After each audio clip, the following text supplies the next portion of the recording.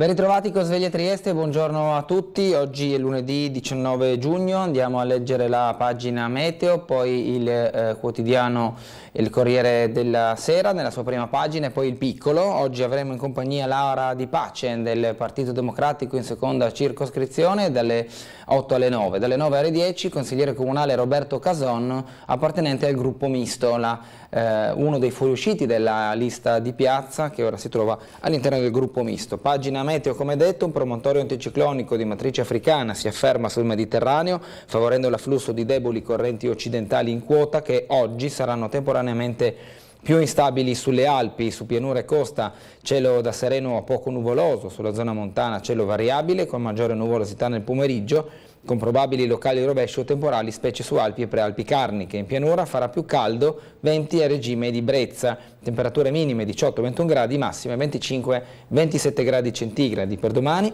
cielo sereno o poco nuvoloso con caldo moderato del pomeriggio in pianura, saranno possibili locali rovesci pomeridiani verso il Cadore e verso sera il passaggio di nubi ad alta quota. Le minime per domani 20-23 gradi, le massime 25-28 gradi centigradi. Come detto, andiamo a vedere la prima pagina del Corriere della Sera. Tensione nel Partito Democratico sui 5 Stelle, giustizia, la maggioranza difende la riforma, ma la Lega così si compatta l'ANM. Schlein criticata per la piazza con il Movimento 5 Stelle, D'Amato si dimette.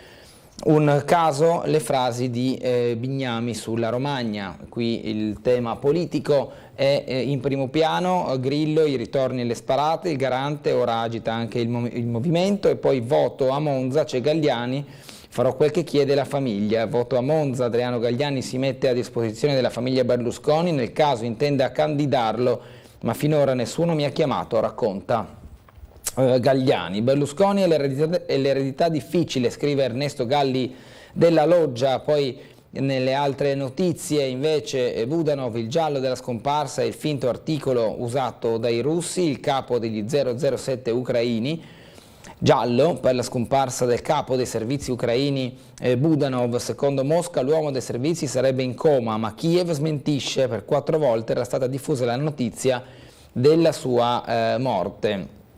Andiamo a leggere gli altri argomenti. Gli Stati Uniti a Pechino, si riapre il canale della diplomazia, il disgelo Blinken che dice colloqui franchi con la Cina, al centro le foto, vita e gaff tutte vere di papà Mike Bongiorno, il conduttore TV nei ricordi dei figli Nicolò, Michele e Leonardo, nella foto centrale del Corriere. Per il taglio alto l'Italia si riscatta, batte l'Olanda 3-2 per la Nations League, la cui vittoria va alla Spagna dopo i calci di rigore contro la Croazia. L'Italia battendo l'Olanda arriva terza. L'intervento Venezia, palestra di sostenibilità, a pagina 26 del Corriere della Sera. E poi l'ultimo banco di Alessandro D'Aveni, operazione Speranza, nell'articolo che chiude la pagina. Cata, l'hotel al setaccio tra bottole e vani segreti, le ricerche del GIS, spunta un cellulare che era stato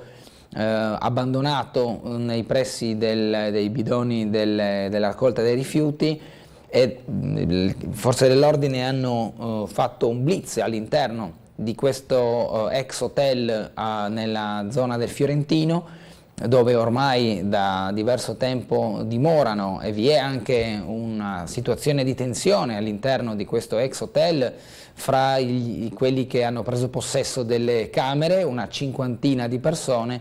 Si cerca la bimba scomparsa, Cata, la bimba scomparsa di 5 anni. È stato fatto uno sgombero dell'albergo proprio per andare a setaccio di tutti i vani segreti, le cantine, le zone d'ombra di questa struttura, ma sembra che non ci sia traccia all'interno di questo posto della bimba.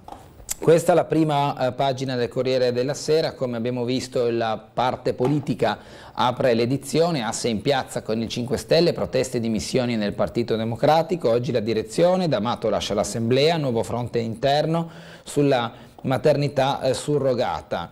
È stato giusto non isolarsi la guerra, oltre alle armi si rafforzi la diplomazia. Orlando, allearci è necessario per contrastare la destra, l'ex ministro della giustizia e deputato del Partito Democratico, che vede con favore questo avvicinamento fra le parti, la minoranza è in campo per incalzare la leader, ma lei avverte: non mi farò ingabbiare.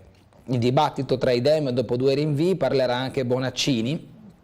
Qui la presenza alla protesta del movimento con Schlein e Conte, e poi la sconfitta alle comunali, Elli caduta in trappola, ora una nuova fase costituente. Ricci, coordinatore dei sindaci del Partito Democratico, parla proprio della situazione interna al partito. Vediamo le pagine ancora successive. Conte: Grillo è stato strumentalizzato, ma il ritorno del garante agita i 5 Stelle, il leader difende lo show, anche se le frasi alle manifestazioni confermano la distanza tra i due.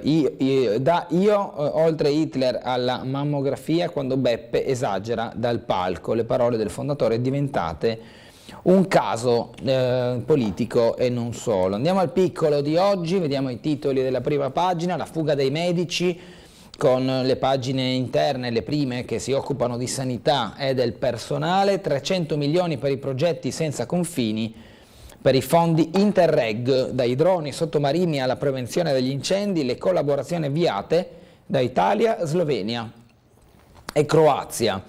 In questo caso il focus è sui fondi che verranno utilizzati per diversi progetti in questo stanziamento che ha a che fare con i paesi, come abbiamo visto, dai Balcani, la Croazia e la Slovenia e l'Italia. Le frasi di Putin invece, le posizioni del Cremlino: i gay sono malati mentali, la nuova crociata di Vladimir Putin, a pagina 14 il dettaglio. Invece oltre confine, bambino di 3 anni annega nella piscina di casa a Pola. È successo in questi giorni a perdere la vita un bimbo nella piscina di casa in Croazia. Le altre notizie: speleologo colpito in testa da un masso dentro una grotta.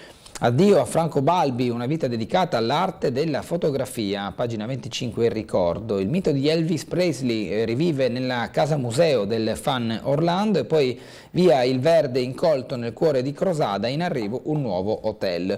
La giustizia e quindi la politica, Nordio irritato dalla linea Meloni, asse Forza Italia terzo polo, la polemica, Conte difende le parole di Grillo, attacchi ridicoli. La maturità 2023 è la nostra notte prima degli esami, e parlano diverse persone in questo articolo seguito da Elisa Coloni, in cui vediamo Bruno Pizzul in foto nel tema degli esami di matura. Come detto, nel focus del piccolo, nelle prime pagine, si parla di sanità, ma soprattutto del personale e la grande fuga dagli ospedali.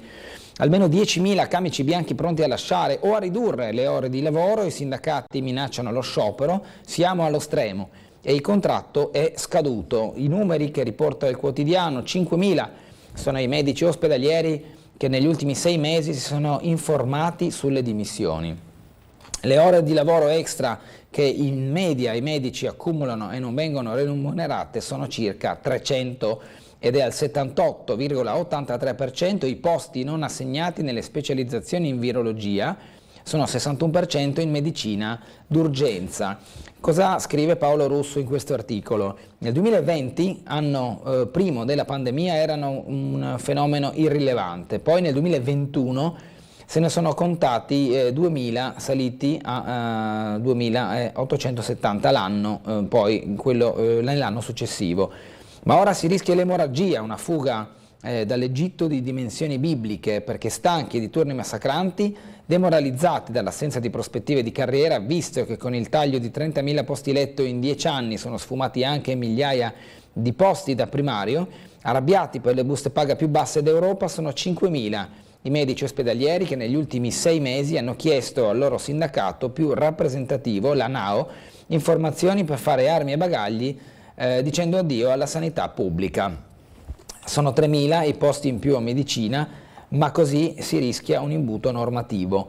Una parte per andarsene all'estero, altri per lavorare privatamente, un'altra fetta per ritirarsi anticipatamente in pensione. Come se non bastasse, altrettanti hanno alzato il telefono per farsi fare dallo stesso sindacato un po' di conti su quanto perderebbero non lavorando più in esclusiva per il Servizio Sanitario Nazionale, ma acquisendo piena libertà di lavorare privatamente a studio. In tutto 10.000 camici bianchi pronti a lasciare del tutto il lavoro in corsia o a ridurre le presenze. Questo si scrive nell'articolo. I numeri sono passati, come detto, dai 2.000 ai 10.000 circa, e quindi è sicuramente un fenomeno che negli ultimi 3 anni si è portato a dimensioni molto maggiori rispetto alla media pre-Covid. Turni abnormi e stipendi bassi, bisogna investire il 9% del PIL. L'analisi di Filippo Anelli, presidente dell'Ordine dei Medici: il servizio pubblico va reso più attrattivo.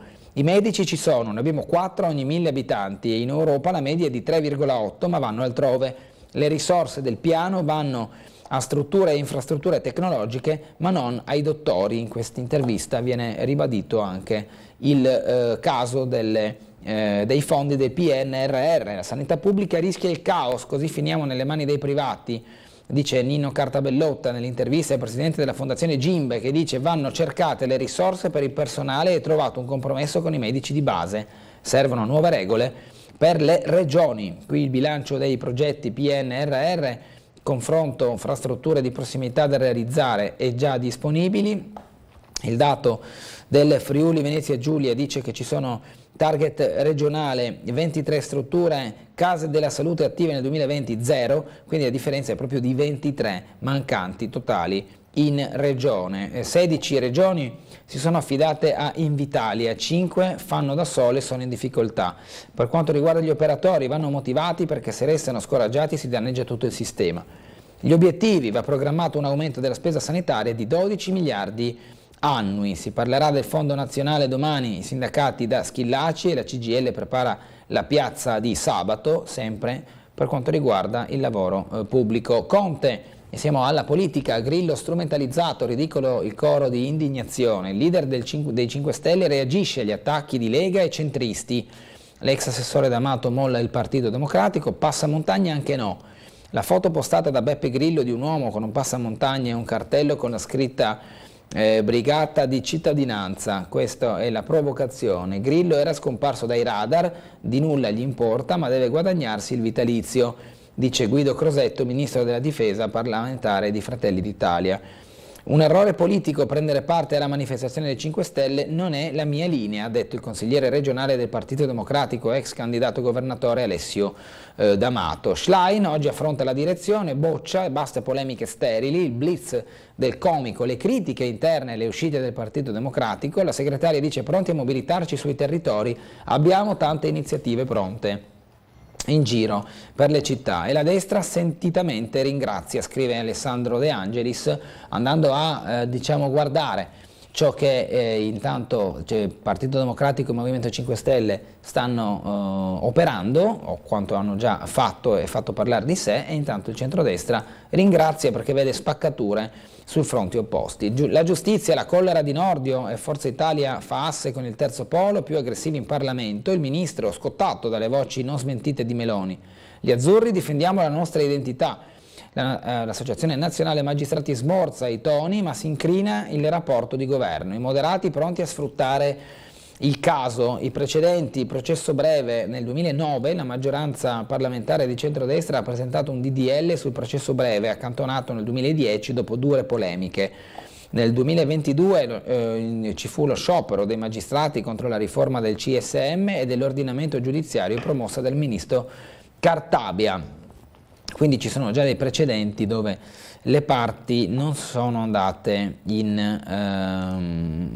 d'amore d'accordo. Primo comitato politico del post Berlusconi per Forza Italia, e poi fondi per l'alluvione, la sfida della ricostruzione, sparata di Bignami, non ci fidiamo di PD e compagni. Il vice ministro alle infrastrutture attacca le amministrazioni locali dell'Emilia Romagna, indignazione da parte dei Dem. Hanno chiesto 2,3 miliardi sulla fiducia, perché non danno i documenti per sbloccare i sostegni e a chi ne ha diritto, ha detto il vice ministro alle infrastrutture Galeazzo Bignami. Ci spostiamo adesso alla sala operativa della polizia locale per il consueto aggiornamento mattutino con l'ispettore capo Monica De Mola. Buongiorno. Buongiorno a tutti. Ci dica pure. La situazione nella notte è stata tranquilla e la segnalazione riguarda una cosa appena accaduta, c'è un incidente con feriti in via Filzi, angolo via Valdirivo, stiamo arrivando sia per la viabilità che per il rilievo del sinistro, raccomandiamo la massima attenzione a chi passa da quelle parti. Per quanto riguarda invece i lavori programmati, l'unica cosa che ho da segnalarvi è il rifacimento della segnaletica orizzontale. Questa settimana i lavori saranno fatti sia nelle zone di via Picard, Beirut, Grignano e viale Miramare, che in centro, le rive e Corso Italia, che a Opicina, quindi non parcheggiare sulle strisce pedonali, sugli stop, perché altrimenti saremo costretti a fare le rimozioni. Altre cose al momento non avrei da dirvi. Bene, grazie, buona giornata e buon lavoro.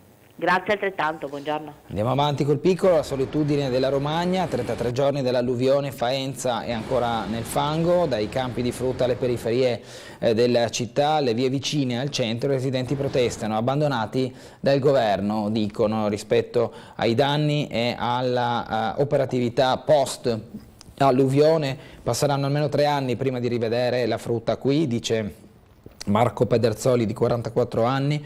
Maria Boschi, 83enne, ho rischiato di perdere mio marito, è stato male dopo l'alluvione. Il 51enne Andrea Zauli, sono l'unico che vive qui insieme ai miei genitori 90enni, lo dice mentre cerca di risistemare il campo colpito dal maltempo. Scrivo i miei ricordi per esorcizzare la paura di vivere qui con l'acqua in casa.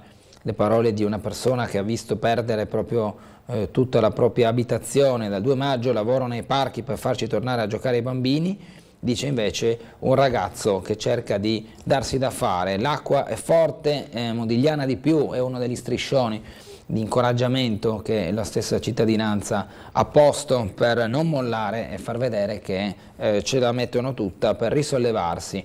Il PNRR farà ripartire le costruzioni, Friuli Venezia Giulia serviranno 1500 lavoratori, l'allarme di Banca Italia sul mercato del lavoro.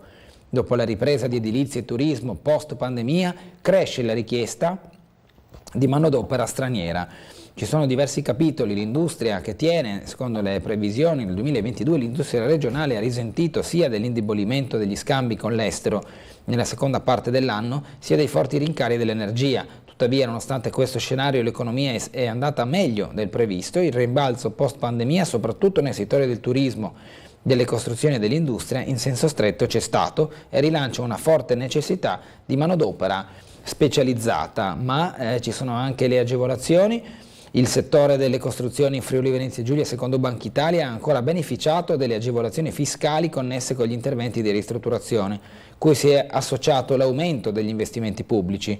Le transazioni sul mercato immobiliare residenziale sono aumentate dell'1,8%, l'attività dei servizi è stata favorita dalla crescita dei consumi delle famiglie nella seconda metà dell'anno.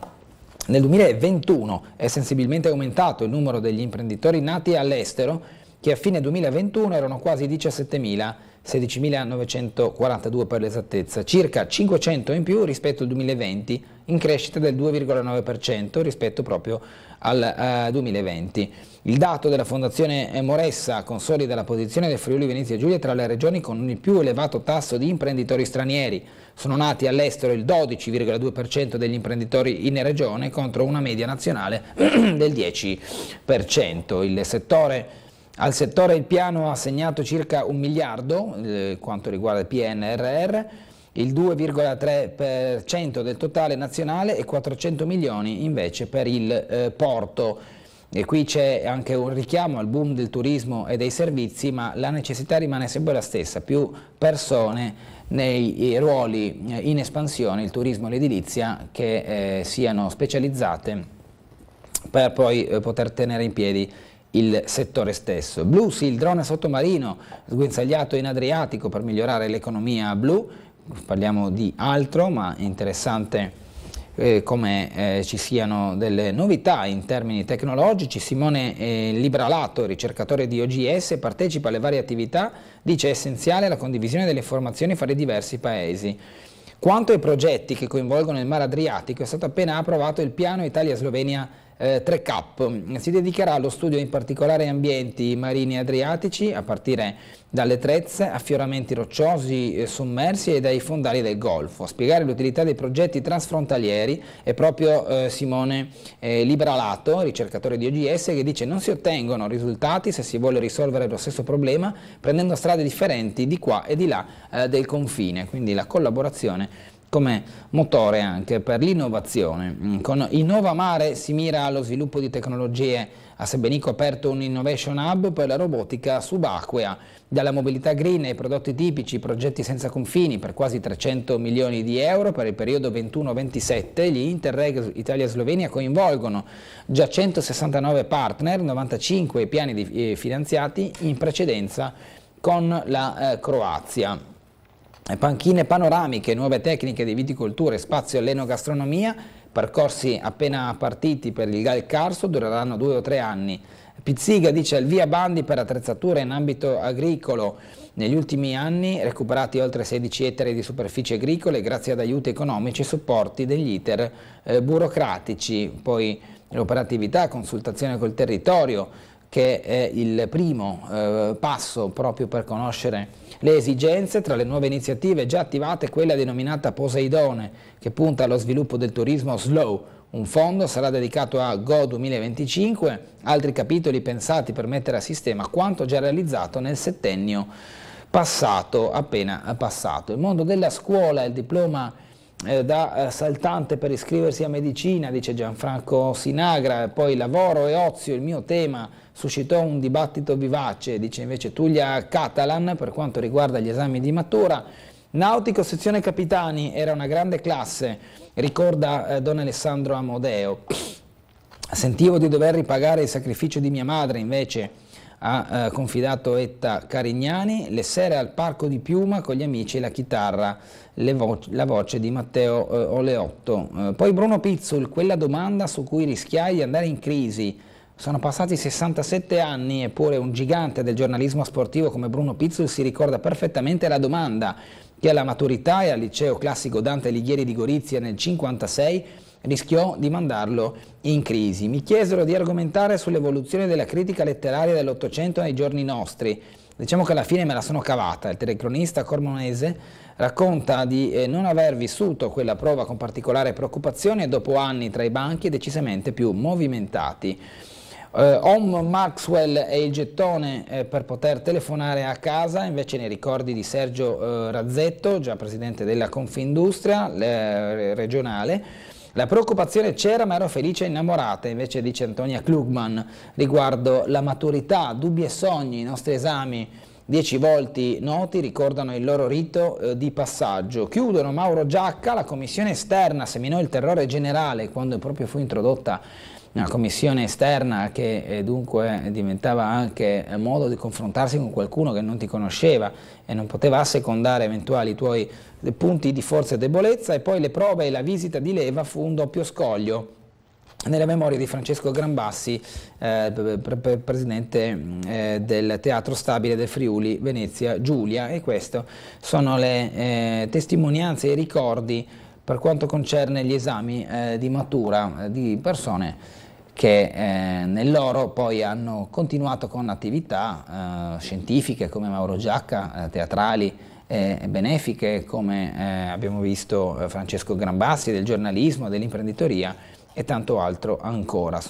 Passiamo ad altro adesso, completamente un altro argomento. Siamo alla guerra in Ucraina, sono stati i russi a distruggere la diga. Il New York Times, la struttura è stata fatta esplodere dall'interno, abbiamo le prove, prosegue la controffensiva, liberato un altro villaggio. Questa è l'ultima dal fronte ucraino. Putin, crociata anti-gay, la decisione shock del presidente russo, l'omosessualità non sarà più solo un crimine ma verrà considerata una malattia mentale, ha detto Putin. Protesta contro Putin alle Olimpiadi del 2014, queste le immagini che si svolsero a Sochi. Creato un istituto di ricerca per curare le persone LGBTQ+, ha detto sempre il leader russo. La Duma ha già approvato un divieto di interventi per cambiare sesso. Queste le posizioni poi decisamente osteggiate da parte di tutta la comunità LGBTQ+, ma anche dei vari paesi che vedono in queste dichiarazioni una stretta alla democrazia e alla libertà. Città inclusive e soluzioni resilienti, via il sogno dell'European Bauhaus. Per la prima volta il concorso europeo è stato aperto anche ai paesi dell'est, tra i finalisti Montenegro, Slovenia e Albania. Qui ci sono diverse foto. Giovedì a Bruxelles in programma la premiazione dei vincitori davanti alla Commissione dell'Unione Europea. Siamo alla cronaca, siamo in Croazia. Pola muore a 3 anni nella piscina di casa, il bambino è sfuggito all'attenzione degli adulti durante la festa per il suo compleanno, inutili i tentativi di rianimarlo. Per oltre un'ora i sanitari hanno cercato di salvare il piccolo, polizia al lavoro per definire la dinamica esatta. Il bambino si è allontanato dal gruppo degli adulti in cortile, si sono distratti ed è finito in piscina. Questo è successo purtroppo a un bimbo di 3 anni. Le priorità sbagliate della politica, scrive Roberto Weber, con qui in foto il Parlamento europeo di Strasburgo. Andiamo alle notizie di Trieste. Rimosso il verde incolto nel cuore di Cittavecchia, rilievi per il futuro hotel, l'intervento nell'area fra via delle Mura, via Sporcaville e via Pozzo di Crosada. Il progettista Morena ha detto verifiche archeologiche assieme alla soprintendenza. Giù tutti gli alberi, via i cespugli e quel verde che sembrava ormai da anni una giungla intricata, tolti erbacci, arbusti cresciuti senza sosta nel corso del tempo, in pieno centro, in una sorta di piccolo parco abbandonato, stretto tra palazzine, ristoranti, bar, piazze e viuzze del centro. Nei giorni scorsi è stata totalmente ripulita l'area del cuore di Cittavecchia, tra via delle Mura, via Sporcaville e via Pozzo di Crosada. L'intervento è stato propedeutico al progetto per un albergo che l'architetto monfalconese Francesco Morena aveva anticipato sulle pagine del Piccolo esattamente un anno fa, parlando di un 4 stelle con una 60ina di camere.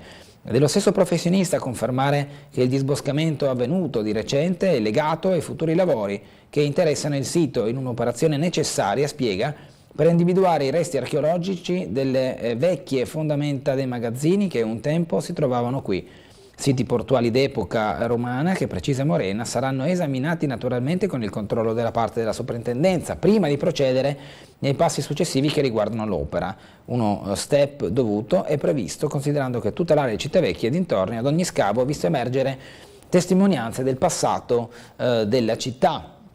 Qui il punto in più nel dettaglio, anche questa volta sarà fondamentale capire cosa nasconde il sottosuolo e che reperti sono rimasti finora celati sotto i vari strati accumulati nel tempo. Speriamo di poter iniziare i lavori prima possibile. In progetto un albergo a 4 stelle con 60 camere, ha detto Francesco Morena, architetto incaricato del progetto dell'hotel, qui in questa foto. Chitarre, borse, abiti unici, ma anche musica e tarocchi. Pienone a Barbacan produce nella sua versione serale. Triestini e turisti affascinati dalle creazioni di artigiani e artisti, in tutto 78 gli espositori presenti, 2/3 dei quali sono venuti da fuori città. L'organizzatrice Fusco dice successo sempre più grande, aumentare il numero di date, sufficienti 4 all'anno, ha detto. Qui le foto della Kermesse. Dopo i 2 passaggi a Fratelli d'Italia siamo alla politica comunale, di piazzisti ribelli al lavoro per una nuova civica. Il capogruppo del misto Cason sta curando la fondazione amministrativa di una lista. Buon lavoro ai colleghi, noi non entriamo nei partiti. Sia lui che il presidente del Consiglio Panteca decideranno di muoversi altrove. Oggi alle 17 seduta d'aula in municipio, si parla dell'ex Fiera, riprendono infatti dopo una discreta pausa le attività del Consiglio Comunale di Trieste. Nella seduta odierna all'inizio alle ore 17 c'è da aspettarsi l'aggiornamento ufficiale dei nuovi gruppi comunali, la commemorazione di Silvio Berlusconi da parte del sindaco, ma soprattutto il tanto atteso dibattito sulla fiera di Trieste. Tra le proposte di deliberazione in arrivo da parte dell'assessore ai lavori pubblici Elisa Lodi c'è una proposta di mediazione della causa intentata al comune per tentata usucapione su alcune aree della frazione di Opicina. Tra le mozioni invece in attesa, che come di consueto si accumulano in quanto in quanto ne arrivano sempre tantissime ad allungare il calepino comunale. Ce ne sono un paio che, pur di antica data, suscitano qualche mal di pancia alla maggioranza. In primis quello sull'atto aziendale di Asugi, una delle prime in arrivo in lista, che pur essendo dell'anno passato sarebbe anche di questi giorni di grande attualità. Questo è il programma del Consiglio Comunale di oggi a partire dalle 17. Panificatori contro i tumori nella giornata nazionale. Una decina di forni a Trieste hanno aderito alla festa nazionale del pane fresco promossa dalla FIPPA, Federazione Italiana Panificatori e Pasticceri Affini, e poi dalla LILT, ovvero la Lega Italiana per la lotta contro i tumori, per una alimentazione corretta e la prevenzione proprio ai tumori. Noi andiamo in pubblicità e poi continueremo la lettura delle notizie del Piccolo. Ci vediamo tra poco.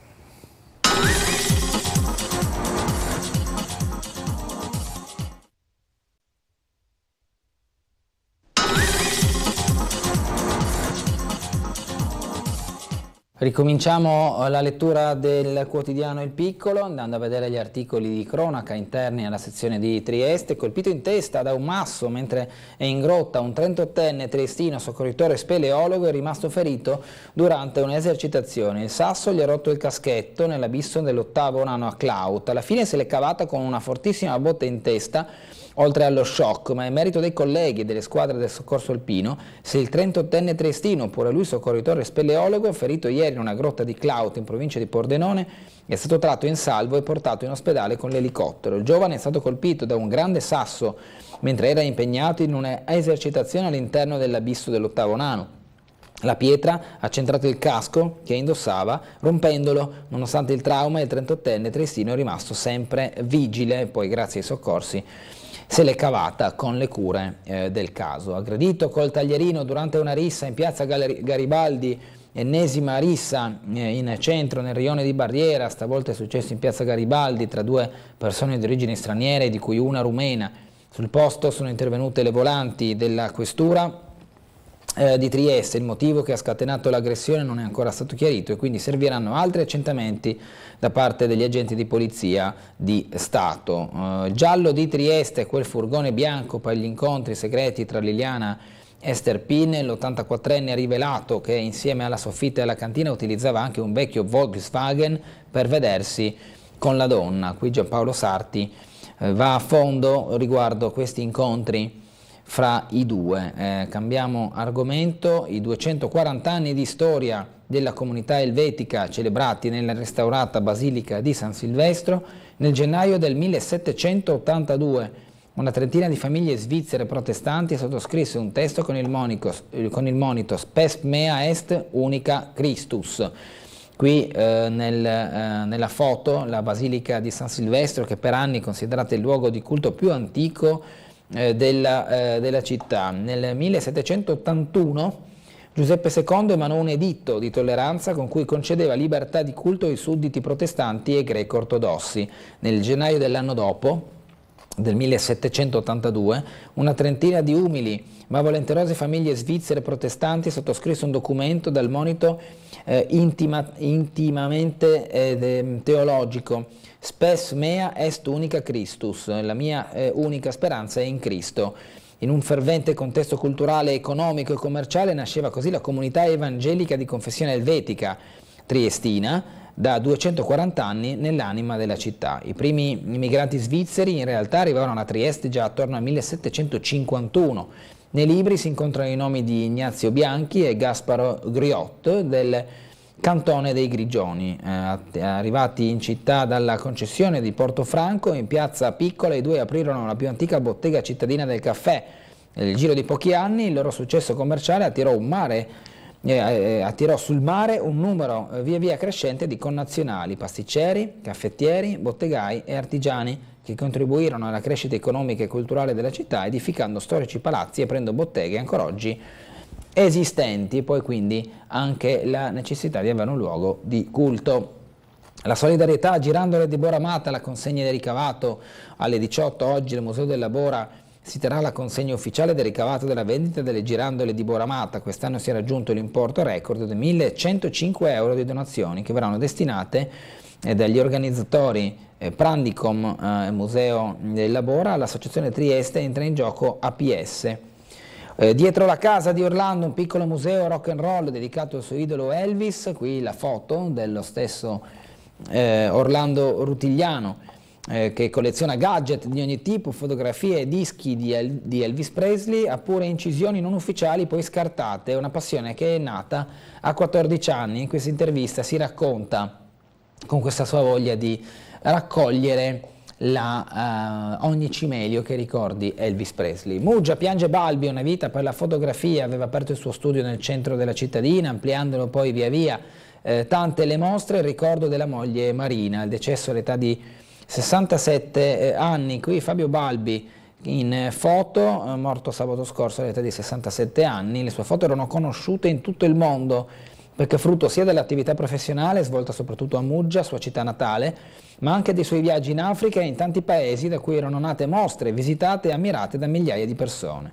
Il mondo della fotografia ha perso Fabio Balbi, 67enne professionista di stampo antico, fedele alle regole di quel mondo, capace di adeguarsi alle esigenze dei servizi più disparati, dalle fotoricordo ai matrimoni, dalla cronaca nera per qualche anno anche in appoggio alla redazione del Piccolo, alla cronaca rosa, pronto ad affrontare le avventure più disparate pur di portare a casa un'immagine significativa sempre nel segno della correttezza deontologica e del rispetto delle persone. Viene dunque così ricordato. La targa del Rotary ricorda il bacino voluto da Sturthoff a Muggia, il momento dell'inaugurazione della targa a Porto San Rocco, e poi al ristorante all'ingresso lato mare, contratto scaduto, a Porto Piccolo chiude il BRIS. Nessun nuovo accordo con la proprietà per l'affitto. Il titolare Martin sottolinea le difficoltà del post-Covid e quelle legate alla crisi PPN in quel proprio di Porto Piccolo a Sistiana. Al base di Sistiana, campagna anti-eccessi, riscontri ok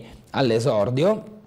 Nessuna patente ritirata dal fine settimana e un diffuso apprezzamento per l'iniziativa attuata. Ha riscosso un immediato successo la campagna ideata dal Club Base, il nuovo locale notturno della Baia di Sistiana, di concerto con il sindaco di Duino Risina Gabrovec, finalizzata a sensibilizzare i giovani a bere con moderazione e concretizzarsi nel posizionamento all'ingresso della discoteca di pannelli recanti la scritta "Non lasciare che i drink ti affoghino, pensa prima di metterti alla guida". Già nel pomeriggio di sabato, primo giorno di esposizione del pannello, i bagnanti della zona hanno espresso giudizi positivi, e in serata, al momento dell'apertura del pubblico esercizio, sono stati molti i giovani che si sono soffermati a leggere le scritte in 3 lingue, italiano, sloveno e inglese, che ricordano la regola che prevede sanzioni per chi si mette alla guida in stato di ebbrezza.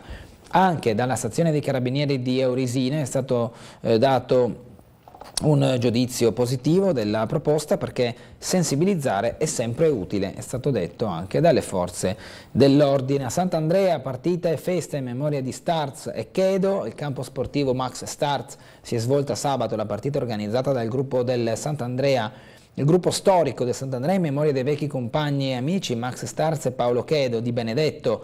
Dopo la partita la serata è proseguita in compagnia con un terzo tempo, quello dell'amicizia vera, e qui come vediamo sono in tanti ad aver preso parte a questa partita in Via Locchi al campo del Sant'Andrea. Festival della carne di cane e gatto, in Cina indignazione e proteste. Qui vediamo una delle azioni di salvataggio degli animali che purtroppo in certi paesi finiscono anche sulle tavole. 10 allieve dello IAL di Trieste superano l'esame per diventare estetiste, qui la foto del corso e quindi il gruppo in formazione. Il giornalista Buffa, tra Italia e Argentina, Cesarini, Sivori e Maradona hanno cambiato il calcio. Il giornalista inaugura il 28 giugno al Castello di San Giusto la rassegna Serestate per lo spettacolo di Milonga de Football, che racconta un secolo del paese sudamericano. Qui Federico Buffa, giornalista e scrittore, nell'intervista di Sara Del Sal con l'anteprima di quello che sarà poi il suo spettacolo il 28. L'incontro con Cacciari, la filosofia e concretezza, serve a vedere le cose come stanno. Qui Massimo Cacciari alla Repubblica delle Idee a Bologna. L'intellettuale oggi al Museo Sartorio di Trieste tiene una lecture su Blaise Pascal, letture dai Promessi Sposi. a cura di Massimiliano Finazzer Flori. Andiamo alla pagina seguente, il contraccolpo dell'abisso, storie di surreale normalità firmate da Andrea Comisso, la nuova raccolta dell'autore triestino edita da Merle, viene presentata domani al Circolo Canottieri Adria. Ancora con la cultura, dialoghi con l'arte del collettivo IOI in visione al Bobbio alle 18. E poi Piccolo Opera Festival, Cappuccino e Quartetto con l'Ammalato Immaginario. Ritorna la festa barocca con la piazza e la chiesa, i madrigali di Benvenuto a Muggia dal 22 al 26 giugno.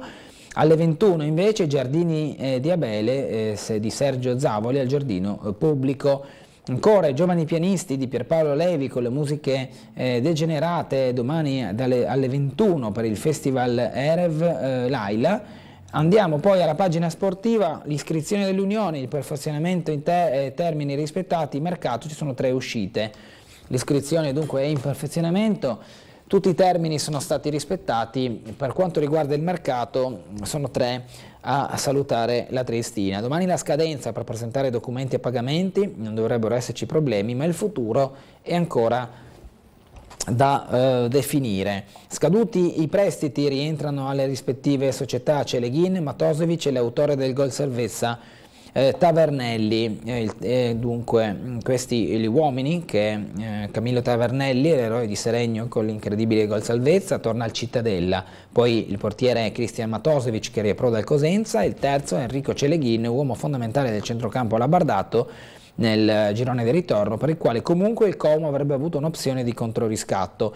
Nulla vieta ovviamente di imbastire poi una nuova trattativa con le rispettive società per questi giocatori, ma sta di fatto che il mancato riscatto di elementi importanti che a fine stagione si era comunque orientati a tenere, denota una mancanza di operatività, scrive oggi il Piccolo, che ha guardato dunque alla società triestina vedendo che non avendoli riscattati non sta operando in maniera troppo energica nel mercato. Lecco in B dopo 50 anni, doppietta di Franco Lepore, il Foggia KO rimane in Serie C, l'ultimo verdetto della Lega Pro, qui invece il Brindisi delle Mule Alabardate, il club rosa con gli striscioni e le tifose proprio della squadra. Il basket Trieste, palla ad Arcieri per il coach entro fine mese, il nuovo general manager presto rientrerà in Italia, Legovic in stand-by, affidata alla panchina, si inizierà a costruire il roster. A Varese apprezzava italiani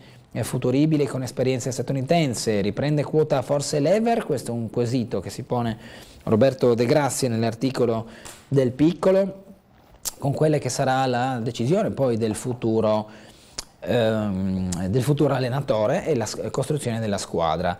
Cremona può raggiungere Pistoia nella massima serie per quanto riguarda il basket, invece le nozze e canestri, poi la capitana di Futurosa Chiara Croce, in questo modo anche piuttosto simpatico, con una 500 storica, l'atleta della Futurosa dunque convogliata a nozze. Nations League, l'Italia è terza, sconfitta un'Olanda un po' confusionaria, la certezza Frattesi, Chiesa entra e fa subito gol.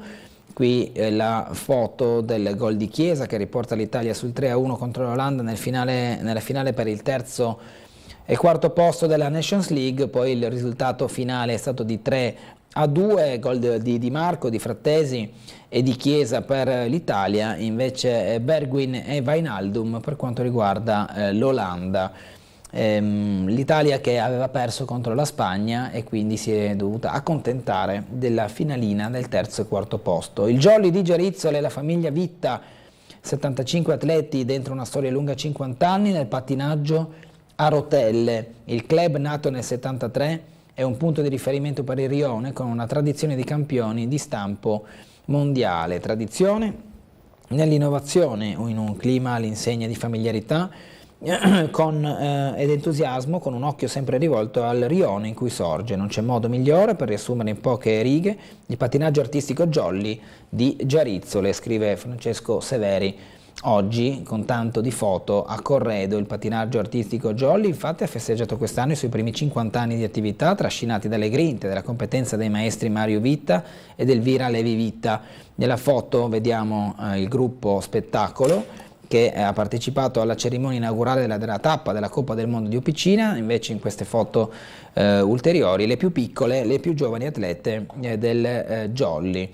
Cerisole il giallo-nero d'adozione, da Spinea ogni giorno in treno, ex campione ridato, oggi allenatore. Podismo nel trofeo Suplina, vittoria di Torrico e Stenta, i due atleti della Trieste Atletica si sono aggiudicati la gara inserita nel trofeo Trieste che si è svolta a Basovizza e Groppada.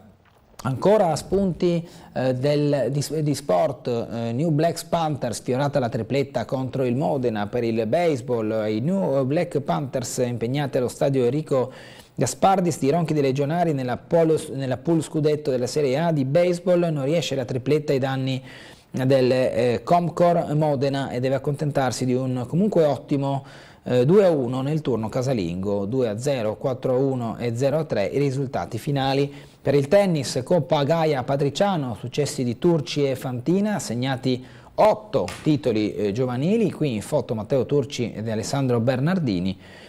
Ed per il calcio, la Coppa delle Nazioni, la selezione sudtirolese espugna Basovizza, qui il risultato in termini di successo. Nel giro Next Gen, nel segno dei corridori del nord, a Trieste vince un danese, la rosa finale norvegese. Per il ciclismo, sul traguardo davanti a Piazza Unità si impone Foldager, Staun Mitted si aggiudica invece la classifica generale. È stata una giornata ieri quella che ha contraddistinto la zona del centro proprio per questo giro ciclistico. Vediamo. Città blindata quasi tutto il giorno per consentire l'arrivo degli atleti che hanno concluso il Giro d'Italia Next Generation 2023. L'ottava e ultima tappa, con arrivo nel capoluogo regionale, ha visto esultare il danese Anders Foldager, mentre la classifica generale va al norvegese Johannes Staune Mittet, vero dominatore di questa edizione. Città blindata, dicevamo, ma pochi disagi al traffico, anche perché i triestini semplicemente non c'erano. Tra chi ha scelto di andare in gita fuori porta, a chi è già partito per le vacanze, a chi ancora ha detto semplicemente è domenica, quindi vado a Barcola, la città tra la tarda mattinata e il primo pomeriggio era deserta. A parte un piccolo manipolo di persone ad assistere alle premiazioni della gara, a prendersi la scena è stata più che altro la chiusura delle strade. Per permettere il regolare svolgimento della parte conclusiva della tappa del Giro Next Gen 2023 sono stati disposti divieti di sosta e di transito già dalle 7 di questa mattina e fino alle 21, salvo smantellare tutto prima a seconda delle tempistiche dell'evento. L'istituzione di divieto di sosta e fermata con rimozione dei veicoli è scattata in piazzale Straulino, Corso Cavour, ma anche sulle rive, punto d'approdo dei ciclisti, poi chiuse anche le strade di Aurisina, Prosecco, Strada del Friuli, Gretta e Roiano. Per quanto concerne il divieto di transito totale dei veicoli, l'ordinanza specificava dalle ore 13 alle ore 16:30. Altre notizie, Unplain Ducati in Germania, Jorge Martin beffa Bagnaia per il motomondiale, le Ducati trionfano al Sachsenring, una pista finora poco amica, con 5 moto ai primi 5 posti e 8 nei primi 10, ma l'inno nazionale che risuona dal podio del GP di Germania è quello spagnolo, perché è stato Jorge Martin a vincere la gara, battendo ancora, come accaduto nella gara sprint, il portacolori dell'Italia del team ufficiale Francesco Bagnaia. La Formula 1 in Canada, solito Verstappen, Ferrari quarta e quinta, l'iridato della Red Bull precede Alonso ed Hamilton ed eguaglia il numero di successi di Senna. Leclerc soddisfatto, viste le migliori rosse della stagione. Ennesimo trionfo di Max Verstappen nel segno di Ayrton Senna. Il campione del mondo della Red Bull vince anche il GP del Canada, allungando ancora di più nel mondiale e soprattutto centrando il 41esimo successo in carriera che gli permette di eguagliare la leggenda brasiliana. Sul podio la Aston Martin di Fernando Alonso, secondo davanti alla Mercedes di Lewis Hamilton, incoraggiante la gara della Ferrari, che nonostante partisse da dietro a causa delle qualifiche horror del sabato, azzecca la strategia ad una sosta e ritrova un passo che gli consente per la seconda volta della corsa di avvicinare il gruppo delle migliori. Alla fine Charles Leclerc, che ha corso con un casco dedicato a Gilles Villeneuve, è quarto davanti al compagno Carlos Sainz, ma la differenza con le Mercedes e le Aston Martin a Montreal sembra annullata. È stata una gara positiva con la miglior Ferrari della stagione, parola di Charles Leclerc, dopo il quarto posto, e quindi c'è speranza che la rossa riesca a superare intanto il gap con le rivali più abbordabili, che sono fondamentalmente l'Aston Martin e in questo caso la Mercedes, ma ci inserirei anche la McLaren, che è sempre che insidia. Difficile raggiungere il dominio delle Red Bull, che è sempre più imbattibile in questo campionato. Canoa, internazionali di Auronzo, svettano i 7 podi di Zugna del Circolo Marina e di Crivici del Timavo, Benelli Junior Verde e Zucca medagliati nel K2 sui 200, il coach Cutazzo, esperienza formativa ed allenante. In questa foto vediamo proprio Stanic e Zugna con il loro pesantissimo medagliere conquistato agli internazionali di Auronzo. Per quanto riguarda il mondo della vela, la Muggia Portorosa e Muggia chiude il trofeo Tre Golfi, prima generali a Silina LLL, canottaggio femminile, il doppio Buttignon Guerra, ottavo assoluto a Varese, l'obiettivo sono ora le Olimpiadi. Per l'Ocean Race, riparata a tempo di record, la 11 Hour di Klapčić, voglio arrivare a Genova. E la pallavolo, Club Riuniti, critica del movimento alla riforma dello sport. La Federvolley regionale preoccupata per la nuova legge nazionale, intanto resta l'annoso problema degli impianti per le società. All'Auditorium San Marco di Palmanova la FIPAV del Friuli Venezia Giulia ha organizzato un incontro con tutte le società e le realtà sportive della pallavolo, partecipanti ai campionati di serie e di categoria nella stagione 22-23. È stata un'occasione per affrontare con profondità e interesse un'analisi della stagione sportiva appena trascorsa e confrontarsi con quelle che varranno attraverso le prospettive ed i programmi del prossimo futuro. Nell'ambito del convegno si sono tenute inoltre le premiazioni delle società vincenti, i campionati di Serie C, Cus Trieste nel torneo maschile e la royalese Royal Kennedy nel femminile, e di Serie D, Pallavolo Altura e Volley Club Trieste nel torneo maschile e GIS Sacile e Olimpia Trieste invece per quanto riguarda quello femminile. La Crese Cup chiusa la fase a gironi, imbattute le favorite, le top 4 sono l'antica trattoria le Berrettine, Zoo Volley, il Bar Buffet Franceschini e il Django Team, e la Crese Cup diventa sempre di più torneo di livello. L'Olimpia Slow Volley ha la meglio in finale sul Socia, terzo Mariano, camp per i giovani, e qui le foto della squadra vincitrice dello Slow Volley, e qui invece una fase sotto rete di una delle tante agguerrite sfide riguardo alla Crese Cup. Il Friuli Venezia Giulia al trofeo delle regioni ha un'identità giuliana. In Molise saranno 6 atleti maschi, 5 atlete ed un ufficiale di gara.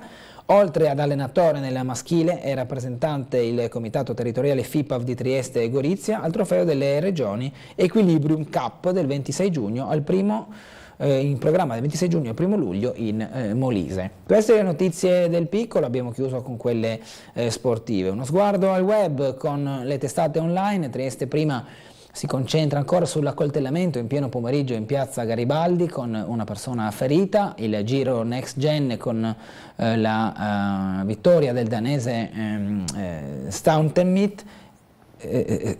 Staunmittet, chiedo scusa, e poi la notizia di cronaca del sasso che ha colpito la testa, il casco, uno speleologo, soccorso e fortunatamente in buone condizioni. Una donna cinquantenne investita nella notte a Duino Urisina, è successo lungo la ex provinciale 1 all'altezza del locale Bunker. La donna è rimasta ferita con dei traumi agli arti che però sono già stati presi in cura del personale medico. Poi il giallo del caso Resinovic, Sterpine e le cantine, ci andavo con Liliana da gennaio 21, taciuto per tutelare il proprietario, la ripresa di quanto ha dichiarato proprio a Tele4. Trieste News invece dà enfasi alla storica prima visita di un vescovo, in questo caso Enrico Trevisi, che ha visitato la moschea, il primo vescovo di Trieste a una visita ufficiale alla comunità islamica. Poi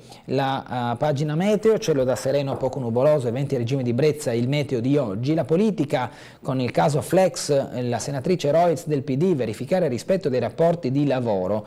Ancora il giro Next Gen, Roberti, ennesima splendida vetrina per il Friuli Venezia Giulia, ha detto l'assessore regionale alle autonomie locali, e poi attualità, diversità e inclusione, qual è la situazione sui luoghi di lavoro in Italia. È questo l'articolo approfondito dalla redazione di Trieste News. Noi ora ci fermiamo per andare in pubblicità. Andiamo poi in seguito ad affrontare un'ora in compagnia di Lara Di Pace della seconda circoscrizione per il Partito Democratico. Avremo anche collegamenti con Gianluca Paladin nella troupe esterna di questa mattina nella zona di Roiano e Vicolo delle Rose, poi ci risposteremo verso la zona di Piazza Unità. Breve pausa, tra poco.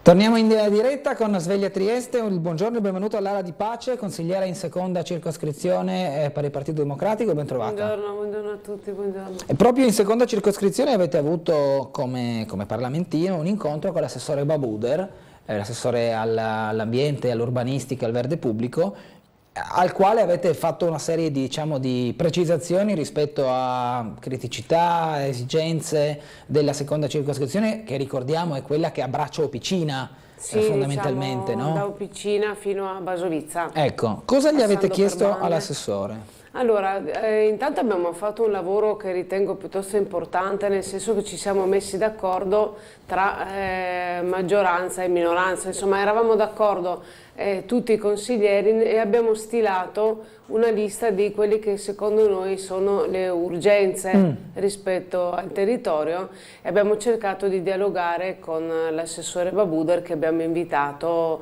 a venire in circoscrizione proprio per capire che cosa delle varie necessità si può affrontare insieme, magari per portare a casa insomma qualche risultato, perché sappiamo che la coperta è corta, però magari evidenziando quelle che per noi sono i principali obiettivi insomma, da raggiungere, pensavamo che potesse essere un buon metodo per dialogare. E cosa c'è in cima a questa lista come priorità? Allora, in cima c'è sicuramente il caso di Groppada, del cedimento della strada, che sappiamo essere un problema ormai annoso da tanti anni. Insomma, vorremmo che fosse finalmente risolto, insomma, una volta per tutte. Io qui ho una bella lista, anzi abbiamo evidenziato proprio 12 priorità, non sono poche.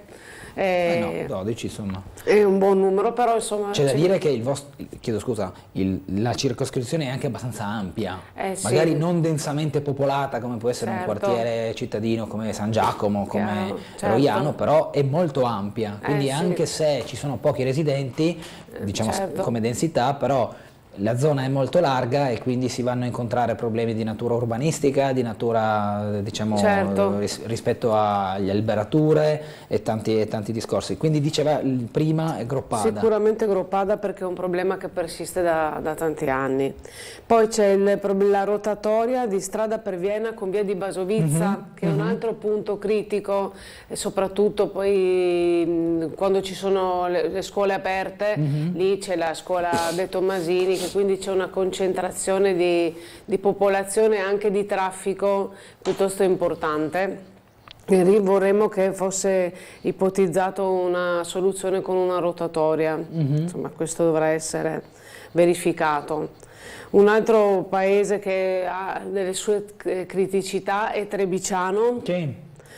Col discorso della riqualificazione della piazza, anche col discorso dei cassonetti che sono vicini, purtroppo della raccolta insomma differenziata, sono vicini a un asilo, alla scuola materna che si affaccia sulla piazza, e quindi già da tempo si sta studiando la possibilità di avere un'alternativa, di spostare questi cassonetti in un altro posto anche per riqualificare la piazza. Ok, per dargli un aspetto diverso. Certo, una notizia buona per Trebiciano, che ci ha confermato proprio l'assessore, è il fatto che c'è anche il progetto del Carso 30 all'ora, che è stato proprio promosso in particolare dal PD, e anche io stessa avevo raccolto alcune centinaia di firme da portare al sindaco di piazza, infatti sono state recapitate insomma, già 2 anni fa, e ci è stato confermato che verrà fatta la segnaletica orizzontale per i 30 all'ora, insomma, Ok, quindi a Trebiciamo. questa Quindi indicazione. cominciamo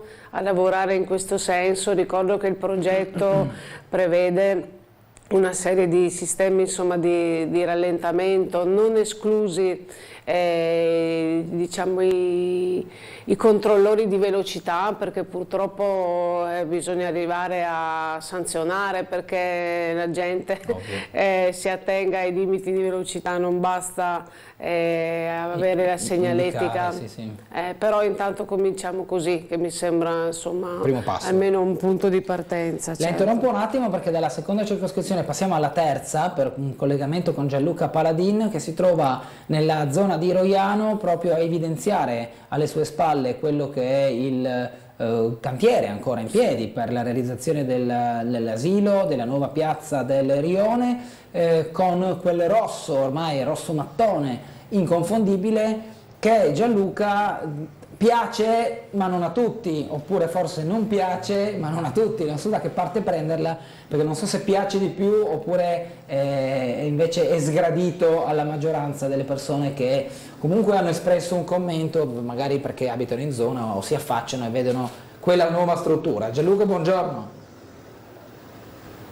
Buongiorno a te Bernardo e alla tua ospite. Sì, effettivamente è una bella rivoluzione, no? Per Roiano quello che sta succedendo, una ex caserma abbandonata di anni che sta per diventare tutt'altro. Tra l'altro vedi gli operai al lavoro in questo momento, quello che è il fossato alla medievale, se così vogliamo chiamarlo, è in realtà lo scavo per predisporre il passaggio della rete internet. Siamo nelle fasi conclusive dei lavori a Roiano, alla ex caserma della Polstrada, e come vedete l'area è ancora ovviamente transennata per consentire il proseguo dei lavori, e in tutta questa zona passeranno i cavi per la rete internet. Lì in fondo vedete i parcheggi, invece il piano parcheggi che è praticamente pronto, parcheggi a pagamento. Questo poi, ed era un'altra polemica oltre a quella del colore rosso che tu citavi poc'anzi, questo colore mattone, l'altra polemica invece riguarda proprio i parcheggi a Roiano, perché i cittadini ci avevano raccontato in più occasioni di voler risolvere questa problematica creando parcheggi nell'area appunto di questo rione. È chiaro che poi adesso noi vi facciamo vedere i lavori, poi più tardi avremo anche un appuntamento col sindaco di Trieste, Roberto Di Piazza, perciò magari potremo chiedere direttamente anche a lui gli sviluppi. Comunque ovviamente qui ci sarà l'asilo, l'edificio rosso che vedete, e poi ci sarà anche una piantumazione di alberi. Infatti stanno preparando le basi, anzi hanno già preparato le basi con il terriccio, con la ghiaia, per poi procedere anche con la piantumazione, quindi parliamo di un lavoro che è in corso d'opera. E gli operai proprio li abbiamo beccati in questo momento che stanno lavorando. Noi adesso, cercando di non farci investire, torniamo nella parte alta della via per farvi vedere ancora meglio la zona. Qui potevamo anche passare dall'alto, come giustamente mi avevi suggerito tu Bernardo, ma qui proprio abbiamo visto i lavori in corso e abbiamo anche chiesto agli operai più o meno le tempistiche. In realtà loro propriamente non ci possono rispondere, però ci hanno detto che queste siamo nelle fasi finali. Qui comunque, come vedete, ci sono i lavori predisposti per lo scavo della rete internet. Eccoli qui i punti dove verranno piazzati invece gli alberi, che serviranno anche per dare un tocco di verde, che mi pare Bernardo mi raccontassi anche tu, che hai seguito molto questi lavori in passato ma anche recentemente. C'era anche una piccola polemica per il verde, qui dovrebbe esserci anche una sorta di bosco urbano, se ben ricordo, all'interno di questa zona. Quindi insomma diciamo che è un'area che sta vedendo piano piano la sua nascita. Vediamo se riesco anche a coinvolgere, prima di ricederti la linea, qualche cittadino. Poi Bernardo, io ti spiegherò anche dove andrò dopo, a beneficio anche dei telespettatori che che magari vedranno anche la segnalazione che fra poco raccoglieremo. Vediamo se qualcuno mi dice qualcosa. Signore, buongiorno. Roiano è pronta ad accogliere la nuova area dell'ex Polstrada, con l'asilo, col bosco urbano, gli scavi sono in corso. Lei è di Roiano? Sì, di Roiano. Quindi ne ha vista di acqua sotto i ponti passare in questo rione? Certo, bene. Come le sembrano questi lavori? A me sembra bene, stanno andando avanti, sono quasi presto alla fine. Speriamo che dopo dovrebbe essere bello, dovrebbe venire una bella piazza. Dovremmo essere quasi addirittura d'arrivo. Sembrerebbe di sì. Il problema parcheggi invece all'interno del rione, molti cittadini lamentavano che mancano, no? Comunque mancano sempre i parcheggi, però cosa si può fare? Si cerca di fare il possibile, sempre che comunque vengano abbastanza parcheggi, non saranno mai abbastanza, però... A Trieste non bastano mai, quindi. Non mai, certo. O magari ci sono anche troppe macchine, dicono alcuni. Anche troppe macchine, però... Le chiedo un'ultima cosa prima di lasciarla, e se dovesse fare una segnalazione in particolare per Roiano, qualcosa che vorrebbe veder cambiare o insomma qualsiasi cosa che a lei sta a cuore. Non saprei. Si trova bene qua, quindi. Sì, bene, sono diversi anni che sono qua, quindi sì, non posso lamentarmi più di tanto. È chiaro che non si può fare sempre di meglio, però... Certo. Va bene, io la ringrazio, buona mattinata. Grazie altrettanto. Grazie, arrivederci. Beh, insomma, è anche bello trovare cittadini soddisfatti. Andiamo a vedere più da vicino, poi ti ricevo la linea. Sì. Aspetta che ci investono, Toio, passiamo, bene. Andiamo a vedere più vicino, eccoli qua.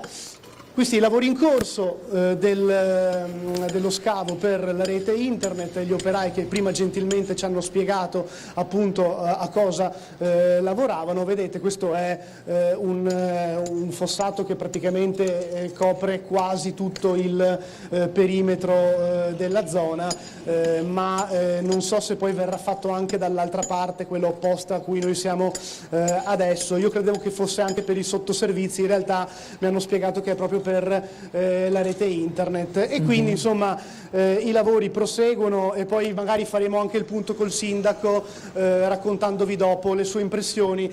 Perché? Perché alle 9:45 più o meno saremo in Piazza Unità per quella che noi chiamiamo un caffè col sindaco. Vediamo, magari ci sediamo in un bar e chiacchieriamo insieme a lui un quarto d'ora, 10 minuti sulle notizie del giorno, e l'occasione anche per portare diverse segnalazioni, anche se per esempio i cittadini adesso, scrivendo mail nella tua trasmissione o nelle telefonate che riceverai, Bernardo, sappiano che poi possiamo trasmettere tutto al sindaco. Ma fra poco andremo anche su verso Piscianzi in Vicolo delle Rose per riprendere una non troppo vecchia segnalazione già fatta per lo stato in cui versa la strada in questo momento, dopo che ci fu quella frana che bloccò l'area. Ci sono ancora ramaglie, fango, alberi un albero pericolante, insomma ci hanno lanciato un'altra segnalazione, poi fra poco l'andremo a verificare. Mi sa che ora è meglio che spostiamo la nostra macchina, così tra l'altro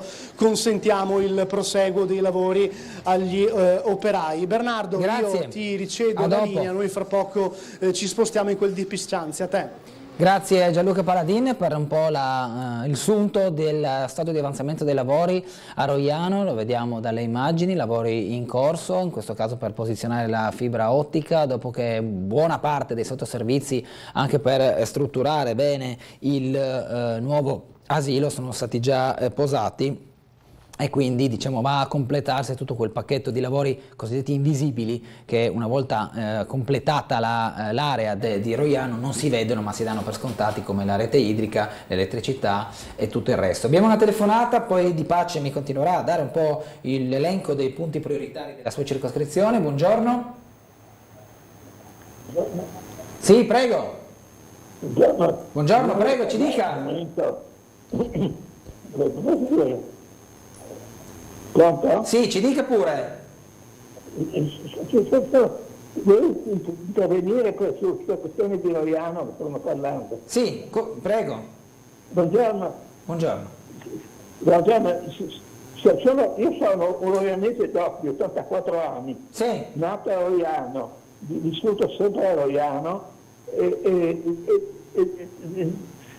vissuto sempre a Roiano. Ok. Quello spazio era il cortile della caserma, e guardavo i carri armati americani dalla scuola, che ero, guardavo giù. Voglio solo dire questo, doveva essere una zona verde, bosco, urbano, hanno fatto una colata di cemento schifosa, un asilo senza finestre, o solo illuminati interno, visto dall'alto sembra una galera col cortile per la loro d'aria. Insomma, è veramente vergognoso quel che hanno fatto a Roiano, come tutte le altre robe a Trieste purtroppo. Il centrodestra ha rovinato Trieste. Adesso il sindaco della Serena eredità una vergogna per Trieste probabilmente con la via. Ecco, grazie. Buongiorno. Grazie, insomma, molto critico nei confronti del sindaco e delle opere di pace. Se dopo, anzi, se vuole anche ora fare un commento su quanto abbiamo visto o quanto abbiamo sentito rispetto alle opere pubbliche a Roiano o a quelle che sono le intenzioni, no? Di creare zone verdi, come ha detto il telespettatore, al posto di quella che era una piazza, più che altro un piazzale dove tempo fa stazionavano i carri armati o i mezzi blindati. Beh, mi sembra comunque, non è un'opera che ho seguito direttamente, o non essendo il mio territorio di pertinenza, però insomma, questo non significa che non sia da apprezzare il fatto che venga riqualificato poi con un servizio di scuola materna, che mi sembra essere sicuramente richiesto. Poi Roiano ho abitato a Roiano 10 anni fa ed è piuttosto popoloso come quartiere, quindi insomma io apprezzo il fatto che venga costituito un asilo, e poi certo è importante che ci sia del verde, questo sì, perché le colate di cemento non piacciono. No, assolutamente. Su questo siamo penso d'accordo tutti quanti. Ci diceva prima, fra le varie esigenze della circoscrizione, prego. Sì, stavamo parlando di Trebiciano, sia della riqualificazione della piazza che anche un parcheggio per un percorso ciclabile, in maniera sottolineo che comunque queste proposte di cui sto parlando sono state tutte anticipate da delle mozioni che noi abbiamo presentato in comune, per dire che la circoscrizione è attiva. Insomma, questo vorrei portare questo messaggio, che vabbè, le necessità sono sempre tante, però stiamo lavorando e stiamo scrivendo piuttosto con una certa frequenza, insomma, agli uffici, che ahimè poi si trovano a gestire un sacco di documentazione che arriva, però d'altra parte questa è la nostra modalità operativa, quella di presentare mozioni. Dopo certo bisogna seguirne l'iter, gli sviluppi, insomma, e per questo appunto abbiamo voluto anche questo incontro con l'assessore. Questa ciclabile, si vorrebbe creare un'area di parcheggio con fontanelle e agganci per bici, in maniera da liberare la zona interna del paese dal traffico e avere un parcheggio in un'altra zona limitrofa dove poter partire per un percorso ciclabile. Poi questo è un altro punto importante, la sicurezza stradale a Basovizza. Questo è stato oggetto di diverse mozioni presentate in comune, qualcosa si sta anche muovendo.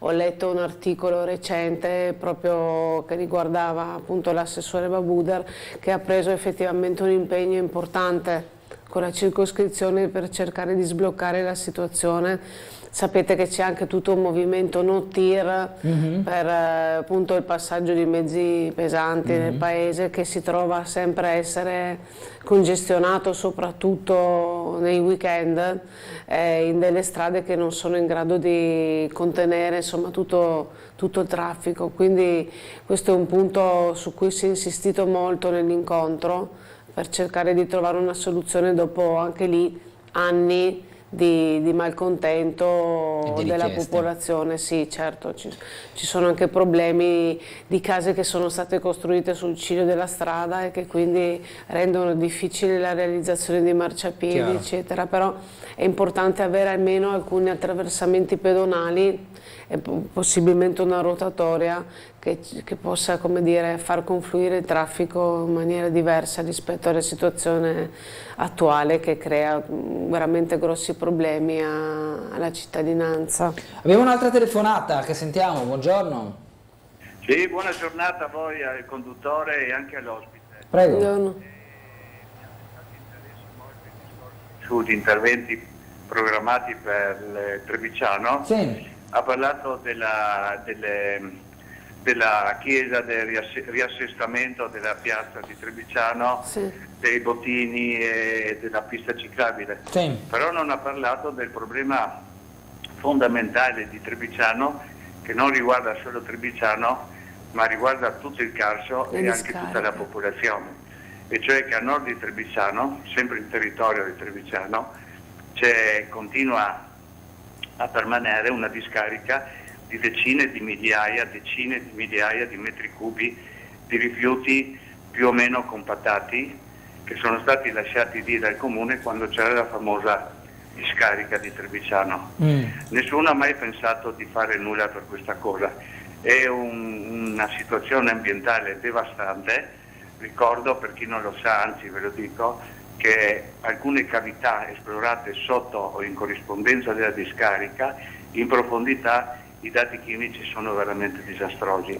Questo significa che con le piogge la percolazione delle acque inquina moltissimo le falde acquifere proprio a causa di questa discarica.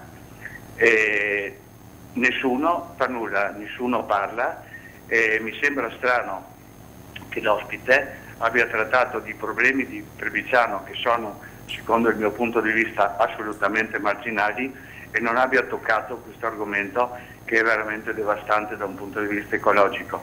Vi ringrazio, vi auguro buona giornata e buon lavoro. Grazie, era fra i punti? Sì, Okay. Devo essere sincera, non è fra i punti, però...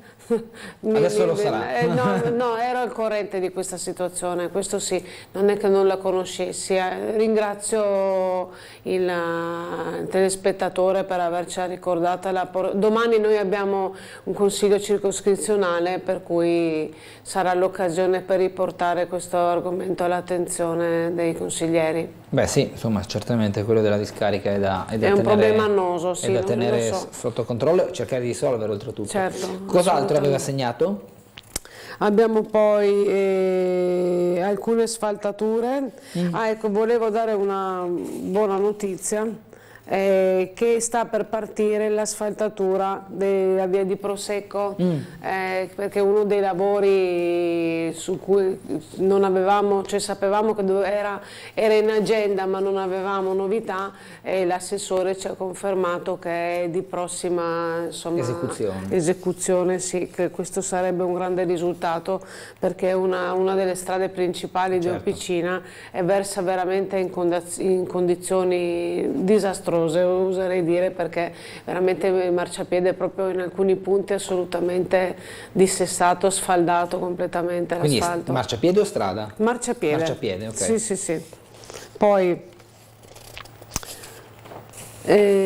l'Opicina centro civico, la stessa, come dire, sede che ospita il consiglio circoscrizionale avrebbe bisogno di essere riqualificata, come ci era stato promesso dal sindaco in una delle sue varie visite, insomma, quindi siamo in attesa, perché abbiamo avuto anche problemi proprio con delle piogge, ci sono state, cioè c'è entrata l'acqua nel centro civico, sì, quindi abbiamo avuto anche, insomma, un sollevamento del pavimento, quindi diciamo che ci sono dei lavori urgenti da completare, insomma.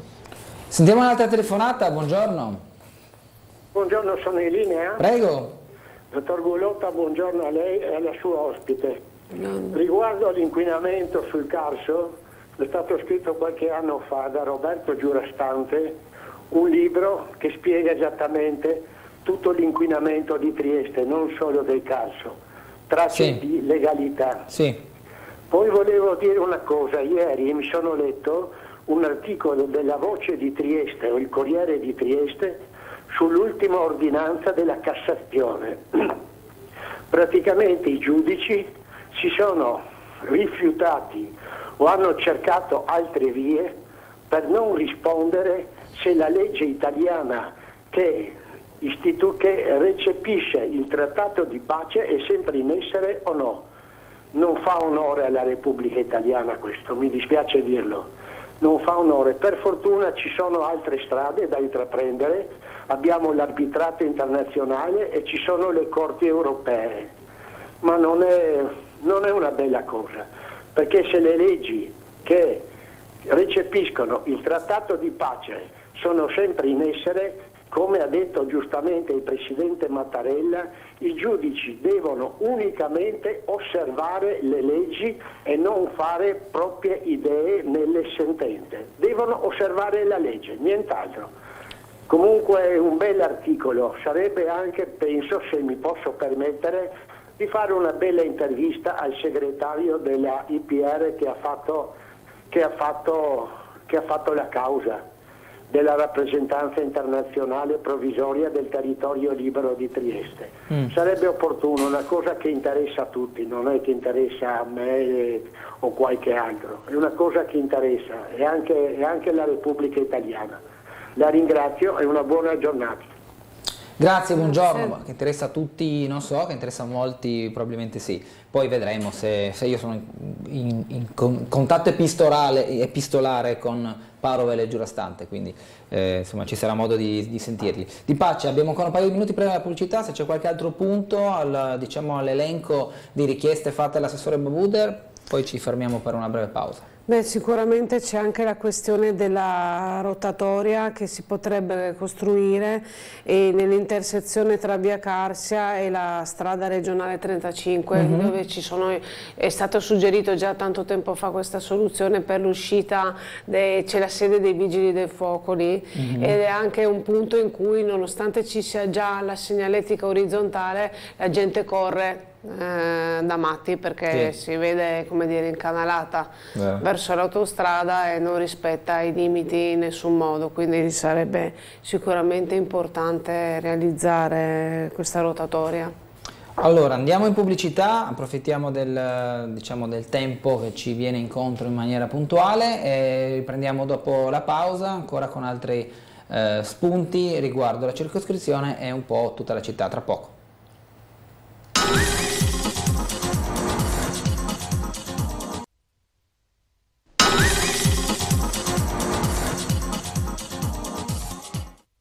Torniamo in diretta a 8:33 minuti in compagnia di Lara Di Pace del Consiglio della seconda circoscrizione, in questo caso per il Partito Democratico. Abbiamo una telefonata, poi parleremo anche di sanità tra un attimo. Buongiorno. Buongiorno. Prego. Senta, niente, riguardo a tutte queste persone che accoltella, che va in giro con pistole, cioè qua significa che sta gente va in giro armata a Trieste. Non esiste, quando uno fa una roba del genere, va bene? Quando uno fa una roba del genere deve il foglio di via, non tornare qui in Italia e che sconti la pena a casa sua, non che si denunciati a piede libero. Oggi va a coltellare il suo amico, là, non so chi cos'è, domani chi accoltella magari? Un passante così per caso, ma gli deve il foglio di via sta gente. Ok? Grazie. Buongiorno. Grazie, buongiorno. La signora si rifà all'ennesimo episodio di violenza in zona barriera, in questo caso in verità era in piazza Garibaldi, accoltellamento in pieno pomeriggio di piazza Garibaldi, un ferito, come scrive Trieste, prima ne abbiamo dato conto nei telegiornali, e zone in qualche modo anche calde della città dove molte persone decidono di non passare più. E non è un bel segnale quando un cittadino ritiene di dover girare alla larga in certi orari in certe zone della città, perché insomma diciamo un po' non è vincola un po' la libertà di fruizione piena, in quanto comunque diciamo residente del territorio. E purtroppo è da tempo che si verificano questi fatti, non so se più o meno rispetto al passato, sicuramente le informazioni girano più velocemente rispetto ad anni fa, presidi di polizia sono possibili fino a un certo punto, l'abbiamo visto come nella zona di Piazza Goldoni, come ci sono i poliziotti tutto a posto, come vanno via di nuovo a risse. È un problema difficilmente risolvibile, almeno a parole. Sì, beh, c'è anche una carenza di personale da quello che so, perché anche sul Carso ovviamente, anche per gli episodi, la banda dei Rolex, cose del genere, avevamo richiesto una presenza più importante, però sappiamo che c'è un problema di organico. Comunque sì, conosco la realtà di piazza Garibaldi perché insomma di famiglia abitavo da quelle parti e so che c'è una concentrazione effettivamente di persone che certe volte è poco raccomandabile. Insomma, in questo senso confermo che può esserci qualche criticità. Quello sicuramente l'abbiamo notato. Allora Gianluca Paladin si è spostato verso zona Vicolo delle Rose, stanno penso salendo in troupe verso il punto più idoneo dove far vedere gli smottamenti, i disagi che sono stati diciamo la causa della chiusura della stessa via. Non so se c'è di nuovo pronto Gianluca, se no proseguiamo. Buongiorno. No, scusi un attimo. No, sembra di no, perché quella è la voce del collega Franco Torricella in camera. Di Pace, se vuole chiudiamo un po' quell'elenco e poi apriamo anche un altro capitolo, che è quello relativo alla sanità. Sì, diciamo che alcuni lavori ancora che ci interessano riguardano la rete fognaria. Volevamo sapere appunto un cronoprogramma dei lavori. Direi poi c'è un'altra questione annosa che riguarda il poligono di Tiro, che è piuttosto fastidioso, cioè la gente lamenta il fatto che sente sparare continuamente, quindi mi immagino quale sia il disagio di chi vive costantemente con degli spari in sottofondo. Avevamo chiesto con una interrogazione, anche una mozione, dei possibili interventi di insonorizzazione proprio per garantire un po' di quiete ai cittadini che abitano nei pressi del poligono.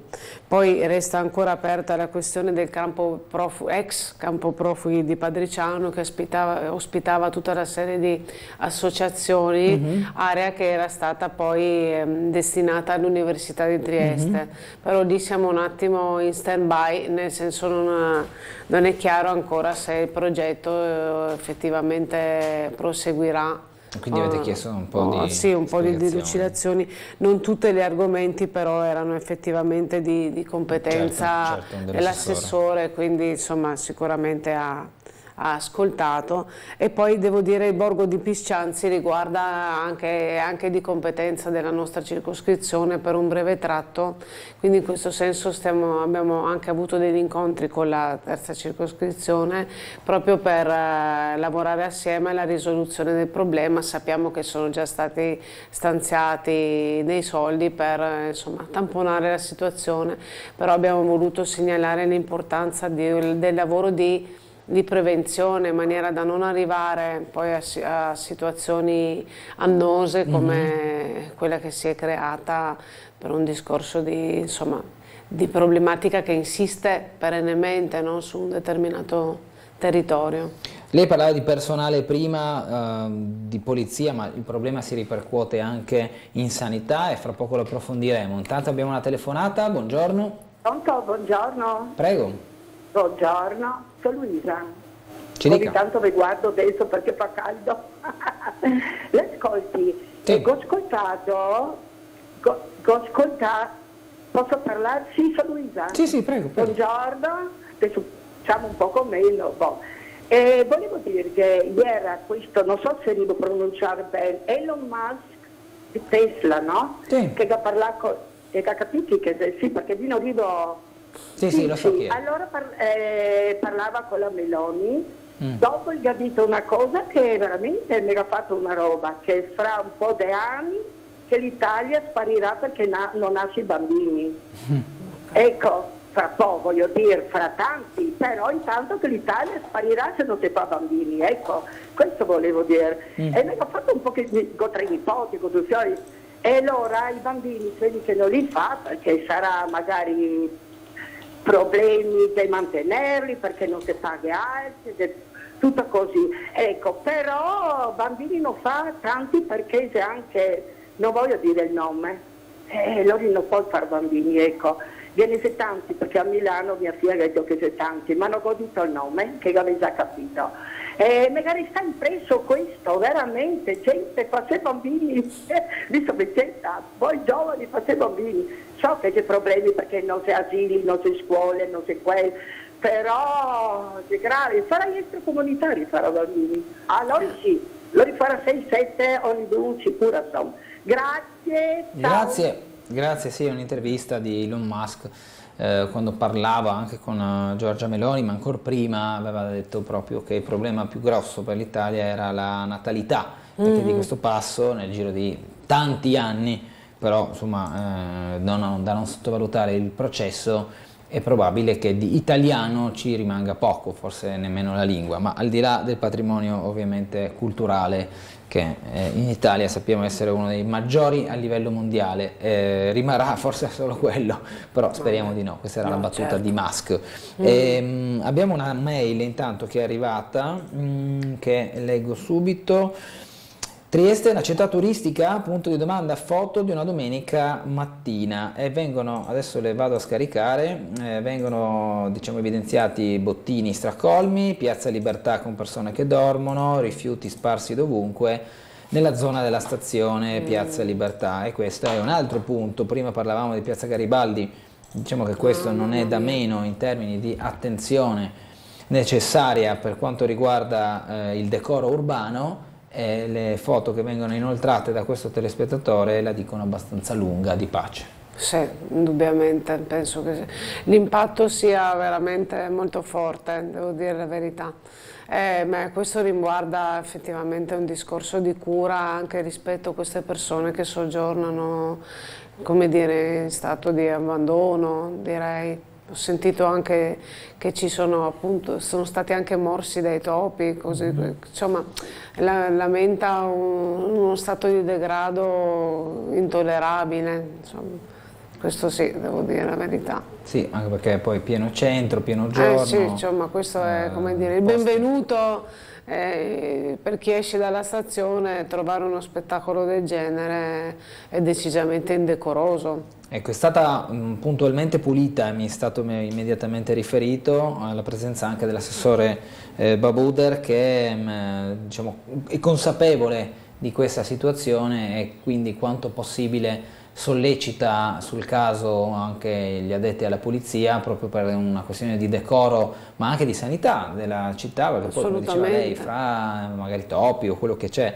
è anche la questione di salubrità della zona, molto di via vai e molto di passaggio. È necessario avere una piazza pulita. Per la prossima settimana sono stati programmati anche interventi più ampi, proprio perché, mi riferisce l'assessore Babuder, non si possono lasciare vetrine di questo tipo davanti ai cittadini, davanti ai turisti, davanti ai pendolari, insomma davanti a tutti fondamentalmente, perché credo che ognuno rimanga un po' in una maniera, diciamo, credo non sia degno, ecco, uno scenario di questo tipo, e non è una questione di verde, è una questione proprio di pulizia e di civiltà, innanzitutto. Lei invece mi riferiva, parlavo prima di sanità, perché l'articolo di oggi del Piccolo, ospedali, la grande fuga, 10.000 almeno i camici bianchi pronti a lasciare o a ridurre le ore di lavoro, come scrive il Piccolo, i sindacati minacciano lo sciopero, siamo allo stremo, e il contratto fra l'altro è scaduto. Di 10.000 persone che vanno via, poi c'è anche una rimodulazione degli spazi, dei servizi in questo caso, e lei mi diceva che uno degli aspetti sulla quale vuole insistere lei è quello dei consultori. Sì, assolutamente, vorrei lanciare questo messaggio. Certamente non sono l'unica a farlo, per fortuna c'è tutta una serie di persone che si stanno mobilitando in tal senso e lo hanno già fatto con diverse manifestazioni anche proprio sul territorio. È, come dire, lanciare l'SOS per la chiusura rispetto alla chiusura dei consultori. Mi riferisco perché in particolare a quello di San Giacomo, che conosco molto bene perché ho, come dire, anche utilizzato in passato.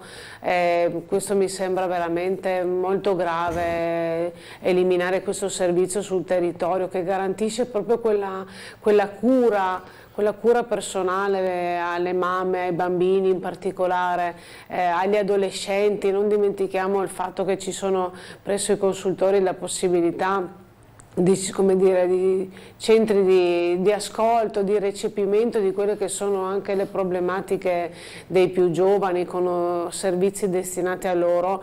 Mi sembra che in questo momento non possiamo abbassare la guardia anche rispetto a tutto quello che è successo durante il periodo del Covid. Sappiamo che insomma tutta una fascia di popolazione ha sofferto particolarmente, si sono sviluppate un sacco di patologie anche rispetto alle fasce più giovani che non possono essere trascurate, e anche non capisco come riducendo i servizi in questo modo si riesca a veramente prendersi cura del territorio, affidando a solamente 2 centri in città la responsabilità di coprire tutta una fascia di popolazione così numerosa. Cioè non riesco proprio a vedere il beneficio di questa azione. di chiusura dei consultori, quindi assolutamente mobilitiamoci in questo senso. Avete già qualche iniziativa in programma oltre a quelle che avete già diciamo svolto? Ma personalmente non ne sono ancora al corrente, non ho qui come degli appuntamenti, però so che c'è un'attività permanente, insomma, di mobilitazione su questo, con anche flash mob realizzati sul territorio. Ok, abbiamo il collegamento con Gianluca Paladin e anche una telefonata. Allora, sentiamo prima chi è in linea e poi torniamo dal collega. Buongiorno. Buongiorno, volevo parlare solo con lei e con la sua ospite. Sì. Se in questo momento è il momento di mettere al mondo dei figli. Abbiamo il terrore di una guerra nucleare proprio alle porte del nostro paese, un'invasione dei migranti, problemi climatici di ogni tipo, povertà che sta aumentando. Mi vuole condannare veramente a morte un innocente che sta molto meglio dove si trova in questo momento? Aspetto una risposta dalla sua ospite. Grazie e buona giornata. Grazie, di pace. Cosa si sente di dire a questa signora che ritiene forse non il momento adatto oggi per diciamo far crescere una famiglia? Ma io penso che la vita, come dire, venga sempre prima.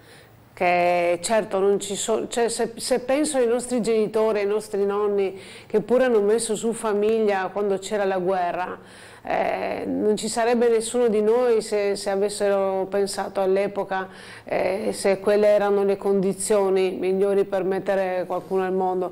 La risposta forse sarebbe stata no, però sono andati oltre. Io penso che non ci si debba mai fermare, negare la vita. No, questo no.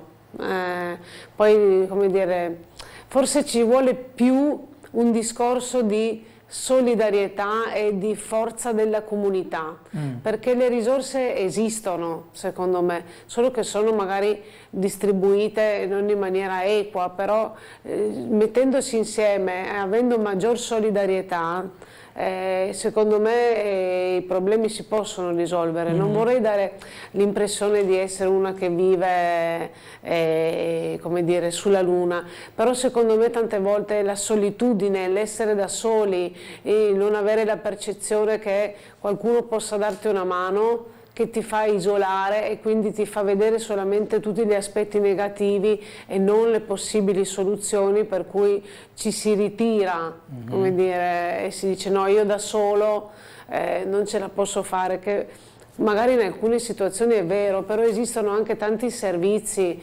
Se penso al centro di aiuto alla vita, tutto quello che fa, tutti i progetti che ci sono anche per sostenere delle mamme che possono restare da sole a portare avanti una gravidanza, sono tanti i casi di vite che sono state salvate, quindi io mi sento di essere positiva in questo senso. Una mail dice: buongiorno, riallacciandomi alla telefonata della signora sul non fare bambini, la telespettatrice pone il problema della procreazione anche per mancanza di asili e quant'altro serva alla crescita demografica. Non sarà il solito problema del cane che si mangia la coda? Mi spiego, non è che il calo demografico porta alla chiusura degli spazi dedicati ai bambini? Questa è un'altra situazione. Certo. È chiaro che se non ci sono i bambini poi la richiesta è minore e quindi quello che poteva essere prima una scuola viene invece convertito in altro, e quindi è chiaro che non c'è la domanda, non ti do l'offerta. Certo. Se invece c'è la domanda ti do l'offerta. Ha ragione chi scrive, insomma, è un circuito che si autoalimenta. Abbiamo Gianluca Paladin, quasi arrivato credo sul punto del disagio creato in Vicolo delle Rose. Vedo solo camminata in questo momento, non vedo una situazione molto più definita. Allora andiamo a sentire un'altra telefonata. Buongiorno. Buongiorno, mi sente? Sì, prego, ci dica. No, allora niente, l'intervento della vostra ospite è così rispettabile, cerca appunto di dare tutti questi aspetti umani, questi aspetti diciamo così sociali, politici, di cercare di giustificare quello che sta succedendo, no? Allora, un paio di settimane fa hanno coltelato un povero disgraziato di autista di autobus che ha chiesto solamente di mettere la museruola al cane e non si sa che fine ha fatto questo. Quell'altro deficiente, disgraziato da impiccare, da bruciare vivo, che sarebbe quello che ha ucciso quei due poveri poliziotti in questura, quello lì adesso gli danno la rifiutità mentale, verrà fuori fra 15 anni e nessuno gli dice niente. Adesso quest'altro caso di appuntamento in piazza Garibaldi, poi sempre aspetti che si presentano, cioè io dico, ho capito il fatto di essere altruisti, socialmente a posto, socialmente democratici, ma a questo punto se queste persone stanno a casa loro, quello lì che ha coltellato il povero autista di autobus in Brasile va in galera e non buttano via la chiave, non lo vedono più. Quegli altri poveri, quegli altri afghani che si accoltellano in piazza, se sono a casa loro, li menano, li mettono dentro, non li vedono più.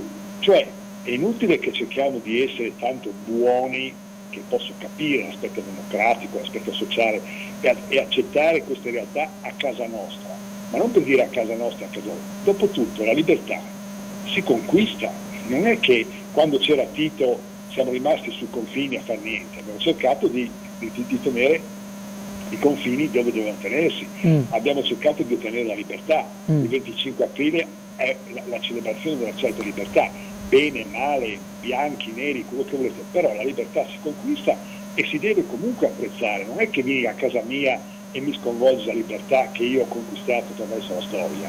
Per cui se proprio vogliamo mettere fine a questo, mi proponete voi o la signora, qualcuno del suo partito, qual è la soluzione? Continuare a farli arrivare?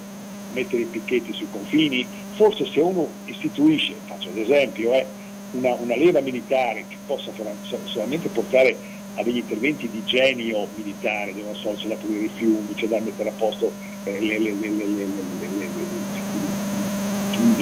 le montagne, insomma avere queste attività di carattere sociale e chiamiamoli ingegneristico, forse questi, una volta che c'è la leva militare per tutti, non solamente per gli stranieri, per tutti, forse non vengono più, perché in Russia non scappano mica, gli afghani non vanno in Russia, gli afghani non vanno in Cina, non vanno in Arabia Saudita, vengono dove? In Italia, e rimangono in Italia e delinquono, per cui a questo punto è inutile bla bla bla, è inutile parlare di centri sociali, di centri di accoglienza, qua bisogna dire signori, venite in Italia, state a casa vostra, c'è un numero di immigrati che faccio entrare in Italia, sono 500.000, 500, quello che è, state a casa vostra, vi schedo, vi prendo anche il DNA, e dopodiché quando venite qui so chi siete, cosa fate, cosa non fate. È inutile. Per cui cerchiamo veramente di essere realistici con la realtà. Ecco, a voi il commento e buona giornata. Grazie, no, il commento lo lascio all'area di pace, io non mi permetto. Prego, se vuole fare due parole, poi andiamo da Gianluca Paladina,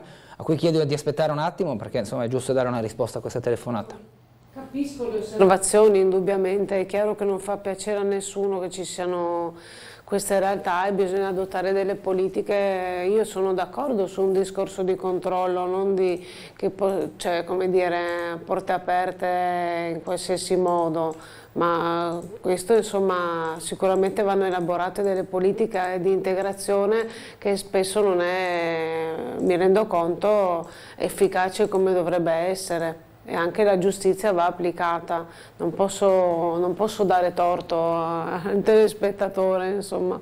È chiaro che tutti ci si aspetta che chi arriva qui poi segua le regole della convivenza civile. Purtroppo questo non succede, come non succede anche per gli italiani, perché poi voglio dire non è che solamente chi delinque è sempre, no, di un'altra nazionalità, questo bisogna dirlo, però capisco che le leggi sicuramente vanno applicate. Abbiamo il collegamento con Gianluca Paladin dalla curva di Vicolo delle Rose, dove si era verificato lo smottamento che ha comportato la chiusura di quel tratto di strada. Buongiorno. Buongiorno di nuovo Bernardo, esatto, siamo in Vicolo delle Rose. Allora, qui c'è anche una buona notizia, nel senso che hanno iniziato a tirare su le ramaglie, i tronchi, tutto quello che era crollato 2 settimane fa dopo un nubifragio, ma la vedete com'è la situazione in questa zona? Alberi crollati che alla prossima pioggia forte potrebbero di nuovo scivolare, la strada in basso è ancora chiusa, fra poco la vedremo, e poi insomma vedete tutta la zona che già di per sé è impervia. È chiaro che quando piove piove molto tutto diventa fango e quindi rimane il pericolo di crollo, anche se bisogna dire la verità, forse proprio quella segnalazione fatta in precedenza a Tele4 può aver contribuito a iniziare i lavori e migliorare questa situazione. Noi siamo qui con dei gentili residenti che ci avevano fatto quella segnalazione, oggi siamo arrivati sul posto e abbiamo visto che hanno iniziato a fare qualcosa, però la strada giù è ancora chiusa. Prima tra l'altro abbiamo visto una macchina che provava a passare e davvero era credibile con le manovre che doveva fare per riuscire a tornare indietro senza addirittura rischiare, anche perché a lati della strada la situazione non è molto tranquilla, nel senso c'è anche il pericolo di cadere, il pericolo di crollo. Allora intanto buongiorno, grazie per essere con noi. Mauro, io ho parlato con lei prima al telefono e in questi giorni possiamo dire che hanno iniziato a sistemare, ma voi eravate lì che spingevate con le vostre richieste. Sì, in effetti erano 2 settimane che la strada era invasa dai tronchi tagliati dai vigili del fuoco e aspettavamo che qualcuno venisse a pulire perché in effetti non si riusciva a passare, era veramente pericoloso. Stamattina siamo rimasti stupiti perché da venerdì sono stato qua di persona per mandarti la foto della situazione e oggi ci troviamo con la strada bella pulita, come se qualcuno si fosse spaventato e quindi ha subito preso le dovute precauzioni. Sì. Ok, bene, la strada è pulita, però il blocco sia a monte sia a valle è ancora presente. Ci sono addirittura i panettoni di cemento che inibiscono il passaggio a qualsiasi mezzo, neanche con lo scooter non riesce a passare. Adesso scenderemo allora assieme, intanto chiedo anche a Tony, anche lei residente qua in questa zona, i disagi sono evidenti dal punto di vista del passaggio delle auto, soprattutto di grossa cilindrata? Assolutamente sì, e poi è una via di collegamento che per noi è comodissima per andare su Officina, per prendere tutte le strade, tutti ci intasiamo su Arroiano, quindi già le macchine che salgono a strada stretta più quelle che scendono è veramente un problema di traffico. Se c'è un'urgenza, fra l'altro c'è un problema anche a livello di ambulanza e vigili del fuoco, non riuscirebbero a passare e quindi siamo un po' mobilitati per vedere di sistemare questa strada. Per noi è di accesso è fondamentale. Ci avete anche mostrato prima che a lato strada ci sono ancora tronchi pericolanti che se dovesse piovere molto rischiano di... Tornano giù di nuovo, qui tra cinghiali e pioggia, se vengono giù ovviamente ribloccano la strada, è anche pericoloso se arrivasse in testa qualcuno, insomma credo che i proprietari dovrebbero un attimino preoccuparsi. Quindi forse elevare un attimino le barriere, curare un attimino meglio questa parte di bosco non sarebbe assolutamente male. Allora scendiamo assieme mentre io parlo anche con Diego. Diego, buongiorno. Allora, mi accompagni scendendo giù per la strada. Adesso noi scendiamo perché andremo a vedere insomma che questa strada non è percorribile ancora effettivamente. No, in effetti c'è un divieto di transito posizionato già da mesi all'inizio di questo tratto di strada, che però è un divieto di transito che dovrebbe essere tolto perché altrimenti qualsiasi impedimento che troviamo a valle, come spesso ci è già capitato con crolli, rifacimenti di condotte eccetera, noi siamo imbottigliati fra la parte bassa del picco delle Rose e questa parte qui che è chiusa, per cui non usciamo più di casa praticamente, dobbiamo andarci a piedi se si riesce a passare, però la distanza fino a Roiano è abbastanza notevole, parliamo comunque di 500-700 metri, anche di più per qualcuno, e la pendenza del 20% chiaramente rende questa distanza anche un po' problematica, soprattutto per le persone che hanno qualche problema, che hanno una certa età, eccetera. Ecco, quanti siete i residenti coinvolti in questa situazione, più o meno? Più o meno direi un 400, perché siamo in 200-300 solo del grande complesso condominiale dove sto io, più ci sarà un altro centinaio, se non di più, di persone che abitano subito nelle aree circostanti, per cui credo che alla fin fine giriamo tra 300-400, adesso non ho mai fatto il conto esatto chiaramente, ma il numero di residenti qui che gravita qui è quello. Chi sta molto in basso può ancora sfruttare il fatto di scendere a Roiano, che tanto è lì vicino, eccetera. Ma vediamo anche i cartelli che è tutto proprietà privata. Sì, no? È tutto proprietà privata, però bisognerebbe rintracciare i proprietari e poi capire se hanno la possibilità di fare questo tipo di manutenzione. Che, insomma, e questo è uno dei punti principali in cui si è concentrato l'assessore con la polizia locale. il Comune ha concesso un sacco di licenze a costruire, però se non abbiamo un minimo di viabilità mi sembra che la cosa crei dei problemi, insomma. No? Infatti, poi sentivo Bernardo da studio che mi diceva che c'è l'interesse comunque in questa zona a intervenire, vero Bernardo? Mentre noi ti mostriamo, torno anche da Mauro, ti mostriamo Bernardo, questi sono alberi crollati. Sì, questi sono crollati, no, più che crollati, sono stati tagliati volontariamente, prima che... Anche quello là sopra, sì. Là, tutti tagliati. Sì, sono stati tagliati non molto tempo fa, si vede anche il taglio che è fresco, no? Sul ceppo dell'albero. Qui sono stati tagliati tanti alberi anche a valle del blocco, nel tratto di bosco che attraverso il quale passa il vicolo. È stata fatta una bella pulizia più a valle. Però resta il pericolo di... che qualche sasso, comunque terra mossa, durante le piogge più forti cade in strada, torni a invadere la sede stradale. Certo, quello è il principale problema. Infatti vedo che è qui che vedevamo anche, parlavamo prima del fatto che se piove copiosamente qui diventa tutto fango? Sì, tutto fango, e vengono tutti giù sicuramente sulla strada e bloccano di nuovo, per cui purtroppo è un problema, perché il muro non riesce a fermare questa cosa e la terra ormai è già lì e basta pochissimo con un po' d'acqua per venire giù. Diceva Mauro poc'anzi, qui c'è una sorta di canaletto, no? Sì, che era tutto intasato tra l'altro di rami anche qua, per cui ovviamente poi si riversano sulla strada. Quindi quei sassi che sono cascati là per terra, per esempio, vanno a intasare il canaletto che quindi impedisce all'acqua di defluire. Esatto, e arrivano decisamente sulla strada.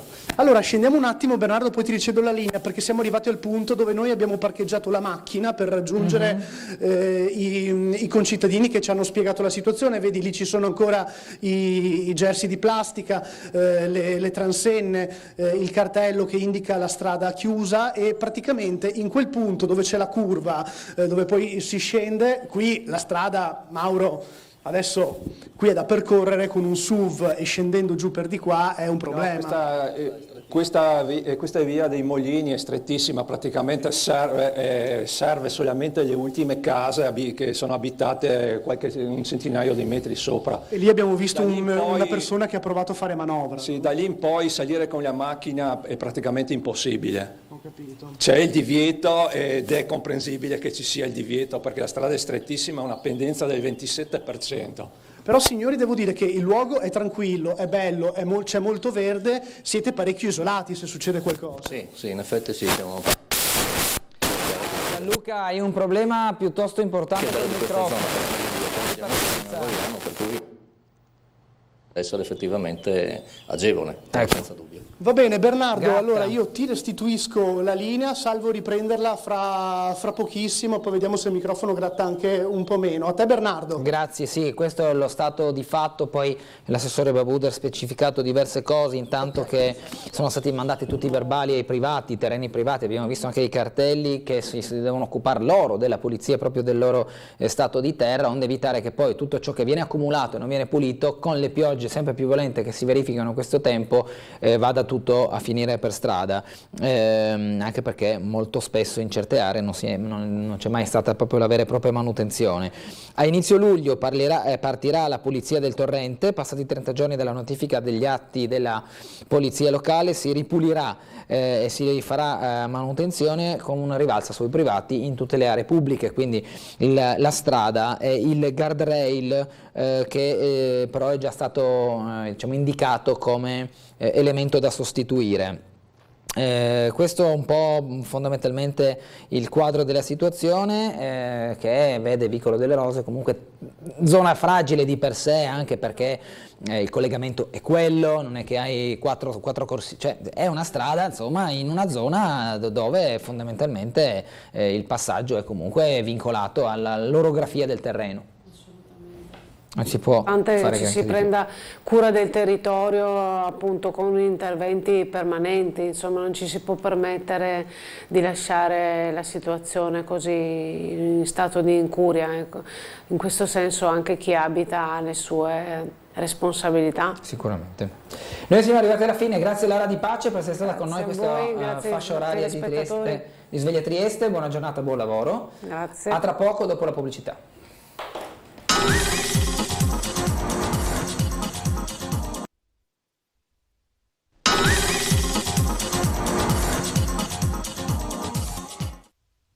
Diamo il buongiorno e il benvenuto al consigliere comunale del gruppo misto di maggioranza Roberto Cason, sì, ben trovato. Buongiorno a tutti. Siamo sempre collegati con Gianluca Paladin da Vicolo delle Rose prima di, di dislocarlo altrove, o meglio prima che lui decida di andare altrove. Qui c'è un momento di dibattito, ma restiamo dentro. No, venga. No, capisco anche lei. Fate voi la diretta. Siamo un paese. Io sono venuto solo a dire che la proprietà di questa parte qua. Diciamolo. No, perché non sono parte della proprietà. No, ma lei voleva spiegare. No, fate pure voi. Io voglio parlare con lei dopo. Va bene, d'accordo. Allora, ciao Bernardo di nuovo, siamo di nuovo in diretta, ma mi avrai sentito. Allora, qui siamo alla base della strada, abbiamo fatto vedere i cartelli della chiusura appunto e poi qui la situazione. Cos'altro possiamo dire di questa zona, dato che voi comunque tra il rischio caduta e lo stato delle strade, insomma, siete qui che dite cosa succederà? No, adesso che su è stato tutto pulito, aspettiamo che vengano rimossi i blocchi, perché non vediamo più adesso il motivo a mantenere chiusa la strada. Vediamo che il primo sforzo è già stato fatto tirando sulle ramaglie. Sì, esatto. Possiamo dire che insomma, al di là del fatto che il pericolo è costante per quando piove molto, insomma, più attenzione in questa zona. Certamente anche noi quando passiamo per di qua non è che si viaggia così, bisogna mettere molta attenzione anche a passare, insomma, ci si incrocia, la strada è stretta, un po' di attenzione bisogna sempre comunque averla. Allora Bernardo, io ringrazio gli ospiti, saluto tutti, grazie Mauro per essere stato con noi, Diego e Tony, e ovviamente qualsiasi cosa sapete che mi potete chiamare. Fra poco invece Bernardo vado dal sindaco di Trieste in Piazza Unità, quindi ci vediamo, tempo di fare la strada e di raggiungerlo ovviamente. A te la linea. Grazie, ci vediamo dopo, nel frattempo sono anche curioso di che cosa parlerà il collega Gianluca con quella persona che si è, diciamo, interfacciata a loro, probabilmente un privato o qualcuno comunque interessato a intervenire nella discussione. Abbiamo anche una telefonata, buongiorno. Sì, prego. C'è nessuno? Buongiorno. Buongiorno. Prego, ci dica. Sono Isabella, posso parlare io? Sì. Facevo riferimento a che non sento nessuna notizia sui campionati mondiali femminili qui nella Bassa Friulana di softball. E mi piacerebbe sapere qualcosa di più. Dove esattamente? Qualche notizia sui giornali, sulla radio. Ha citato proprio due mezzi che non ci appartengono, però non fa niente. Va bene, io non è che ne sono molto a conoscenza, però possiamo fare un approfondimento nel momento in cui abbiamo anche noi dei risultati, sicuramente. Grazie intanto. Mondiali femminili di softball, ok, me lo segno, che può essere uno spunto per un servizio. Cason, intanto, torno a lei oggi, dopo i 2 passaggi a Fratelli d'Italia di piazzisti ribelli al lavoro per una nuova civica, quindi lei è stato etichettato come un dipiazzista ribelle. No, allora ribelle, chiaramente il giornalista scrive così, però non è che siamo ribelli, cioè è stata una transizione, diciamo, naturale. Prima di tutto, cioè il passaggio dalla lista di piazza al gruppo misto, per i motivi che ormai conoscono tutti ed è inutile ripeterli. Adesso noi stiamo lavorando, noi siamo rimasti, io e il Presidente del Consiglio Comunale Francesco Panteca, su un progetto politico che doveva essere già avviato con la lista di piazza, ma non lo è stato.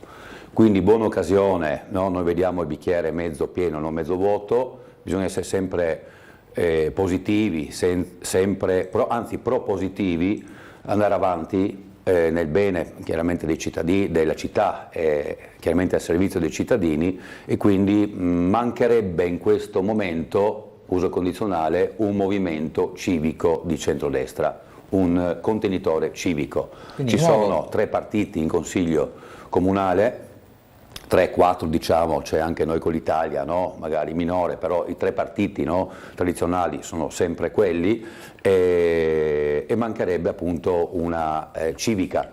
Quindi io personalmente sono stato incaricato da alcuni a portare avanti questo progetto a livello amministrativo, ed è in questo momento quasi conclusa questa parte burocratica, diciamo, che appunto prevede il funzionamento del nuovo movimento in modo strutturato e soprattutto democratico, ma chiaramente ci devono essere poi i buoni rapporti con tutti, perché noi comunque dovremmo e vorremmo far parte sempre della coalizione e seguire le linee programmatiche del sindaco.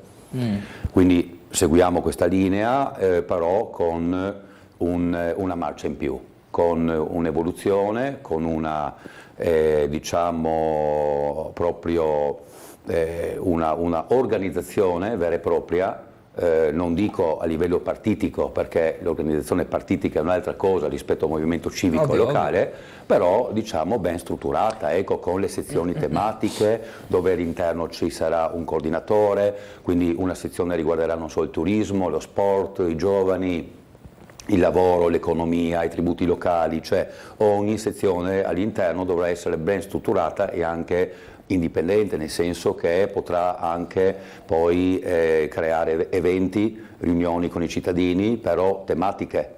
Mi viene banalmente da chiederle, per strutturare una lista civica di questa portata, come ce la descrive lei, ci sono bisogno delle persone. Certo, oggi poi contiamo due, lei e Panteca, come diciamo ex lista di piazza, che non hanno deciso di accasarsi altrove, come invece Rescigno e Codarino hanno fatto con Fratelli d'Italia, più immagino qualche consigliere circoscrizionale. Quanti se ne contano al momento per costruire questo nuovo gruppo? Noi sappiamo più o meno quali sono i consiglieri circoscrizionali, non sono molti, ecco, quelli della lista di piazza, però vediamo un po' se questi potranno entrare o meno in questo movimento, però abbiamo anche molti simpatizzanti, molte persone preparate, professionisti anche, che vorrebbero già entrare a far parte per i prossimi appuntamenti elettorali. Noi pensiamo come rodaggio addirittura già alle europee, nel senso che potremmo sostenere qualche candidato magari come lista civica alle europee? Non si fa normalmente, però si può sostenere, si può seguire un candidato no, di centrodestra in questo caso, perché no, in modo da vedere e capire anche cosa significa per alcuni campagne elettorali. È un buon momento questo, no, per rodarsi, per anche acquisire capacità politiche, no? Fare un po' di scuola, diciamo, no? È una buona occasione anche da non perdere le europee. L'obiettivo sarà le comunali? Diciamo che si parla anche di provinciali, perché se le province dovessero ritornare elettive, e mi sembra che a livello regionale si stia lavorando su questo, diciamo che il prossimo appuntamento dopo le europee potrebbe essere proprio questo. E dopo, tra 4 anni, naturalmente, le amministrative comunali. Sarà una lista civica a sostegno del centrodestra, quindi? Assolutamente, certo. C'è già un'indicazione sul nome, sul simbolo, su qualcosa? Abbiamo già delle ipotesi di simbolo e di nome, anche di denominazione.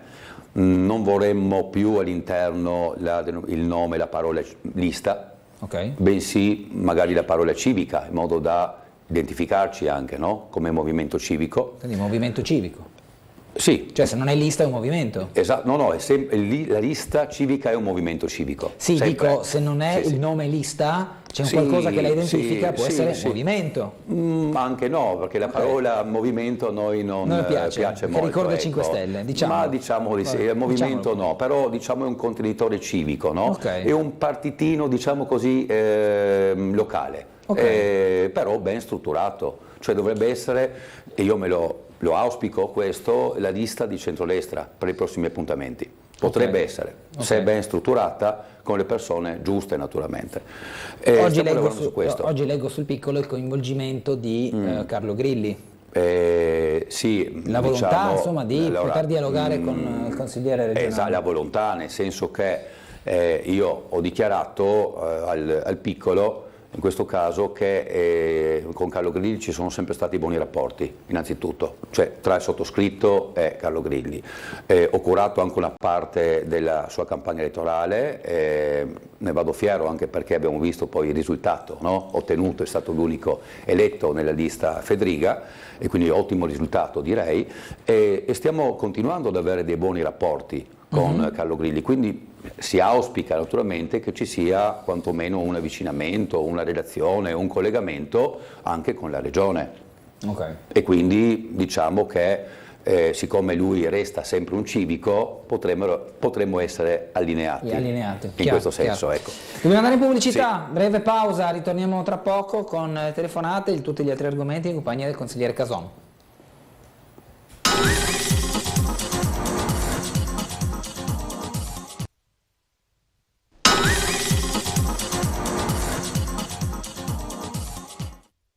Torniamo in diretta con Sveglia Trieste, 9:22 minuti di lunedì 19 giugno, sentiamo la telefonata, buongiorno. Pronto, buongiorno. Prego. Porto i miei più cordiali saluti a lei, dottor Gulotte, suo gradito ospite, consigliere Cason. Sono Claudio Visentini. Buongiorno, grazie, buongiorno Claudio, a lei. buongiorno. Buongiorno carissimi tutti e due. Più volte da questi schermi ho chiesto inutilmente ai vari rappresentanti della politica di riqualificare la rabarda sul Colle di San Giusto con sassi rossi e bianchi come sulla costiera. Nulla è successo. Oggi, caro Cason, c'è il Consiglio Comunale, magari se ne potrà parlare col sindaco a quattro occhi. E la ringrazio per la risposta e buon lavoro. Grazie. Bene, ringrazio signor Claudio, messaggio ricevuto, parlerò sicuramente col sindaco, oggi ricordo c'è la commemorazione di Berlusconi in Consiglio Comunale, poi abbiamo delle delibere anche importanti, tra cui la cittadella anche dello sport. Quella di Barcola?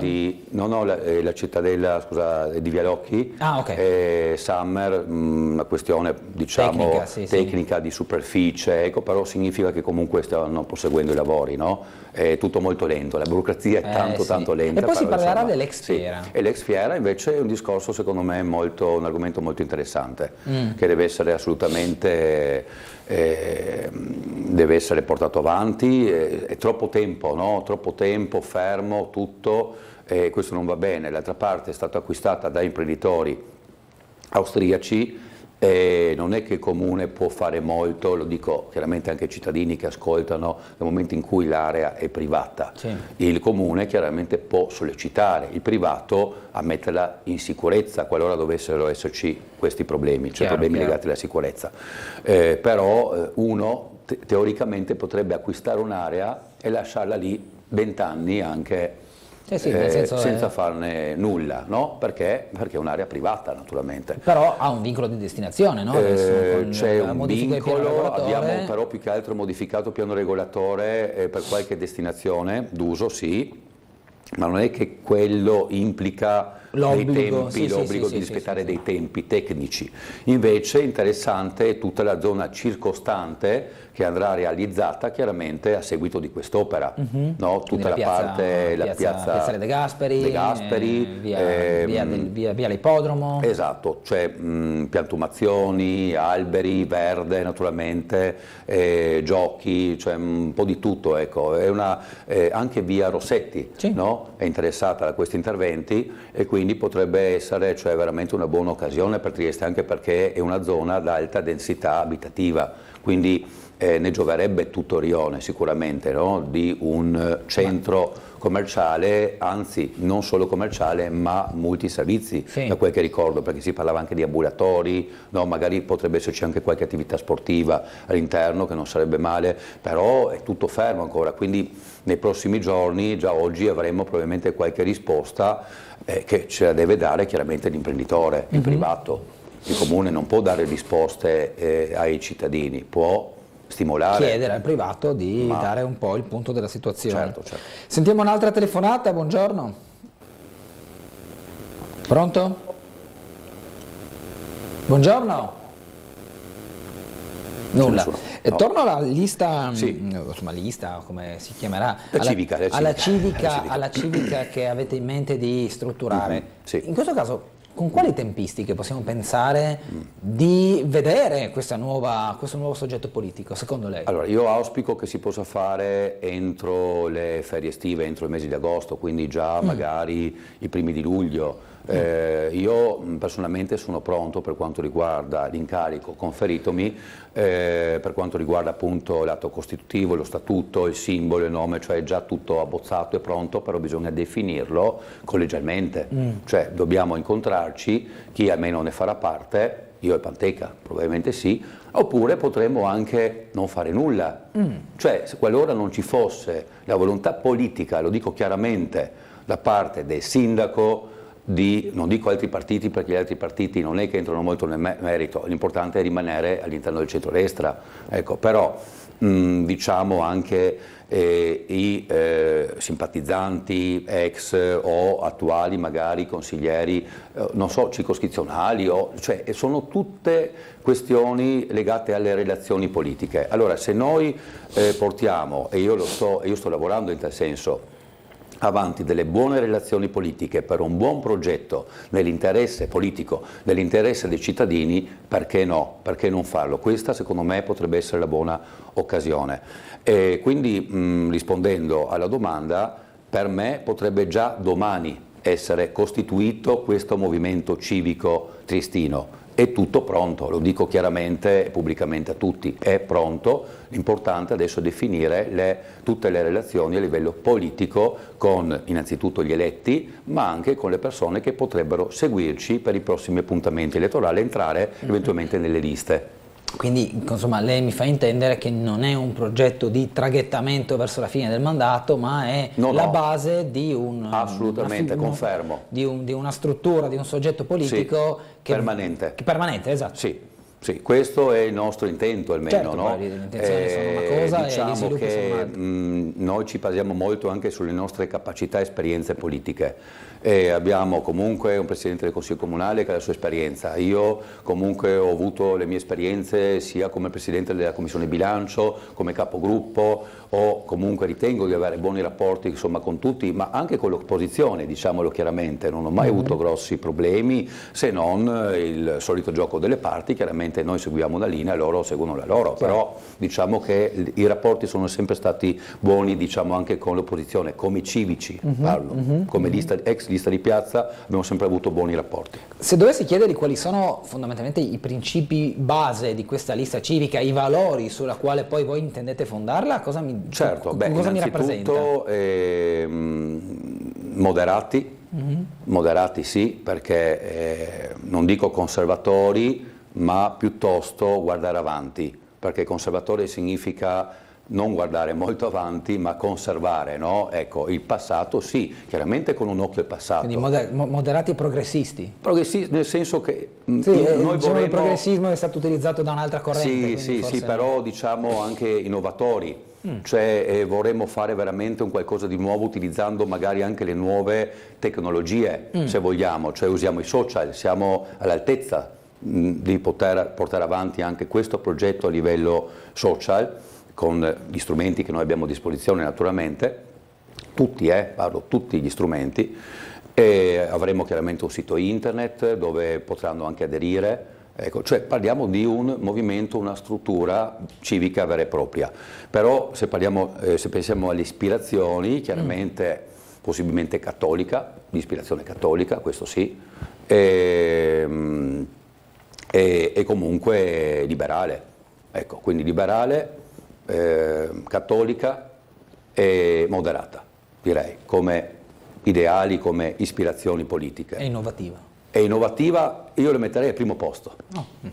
Sì, perché io comunque, a me piace comunque innovare, voltiamo pagina, l'evoluzione comunque, no, il progresso avanza e noi dobbiamo stare sempre al passo con i tempi, ma non lo dico io, ce lo chiedono i giovani questo, quindi dovrà essere un movimento, e io lo auspico, questo incentrato sui giovani, quindi benvengano i giovani, uomini, donne naturalmente che siano, speriamo anche, no? nella parte femminile, perché quella in politica manca, non solo quella giovanile ma anche quella femminile manca un po', no? Perché se vediamo poi delle liste, diciamo siamo sempre a filo, no? Un terzo femmine e 2 terzi uomini, ovvero quote rosa, no? Cosiddette, ma anche quando poi ci sono gli eletti sono poche le donne elette, veramente poche, ne abbiamo poche in Consiglio Comunale. Quindi dobbiamo dare più spazio, secondo me, ai giovani e alle donne all'interno della politica. Però bisogna fare anche un po' di scuola. Una scuola chiaramente basata sull'esperienza di chi lavora all'interno, quindi già partiamo avvantaggiati su questo rispetto a quelli che oggi, uso questo termine, si improvvisano politici e vogliono magari costruire un loro movimento. Noi siamo già avvantaggiati perché abbiamo un'esperienza politica e amministrativa alle spalle. Quindi partiamo sicuramente col piede giusto. Ecco. Allora, abbiamo una telefonata, poi di nuovo la pubblicità. Buongiorno. Buongiorno, sono Maurizio, sono in linea? Sì, prego, ci dica. Buongiorno.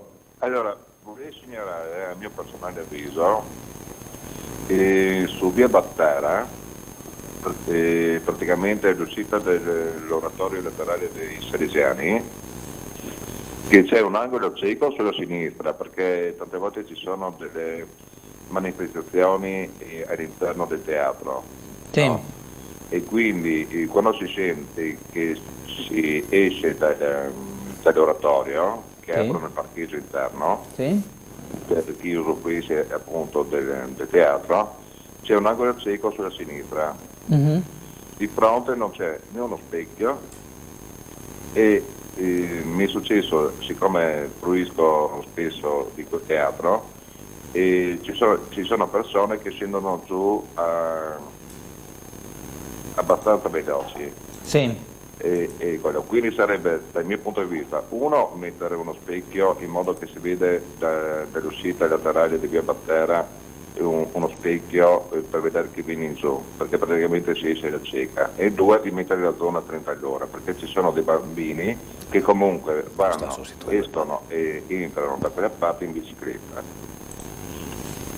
Ok. Se sarebbe possibile ringrazierei il Comune. Grazie e buona giornata. Grazie, ho raccolto quanto ci ha detto da fra via Battera, manca lo specchio parabolico, l'uscita dei Salesiani dove c'è anche la zona del teatro, dove faremo presente a chi di dovere, sperando poi in un intervento rapido su questo. Dobbiamo dare pubblicità, a tra poco con l'ultima mezz'ora.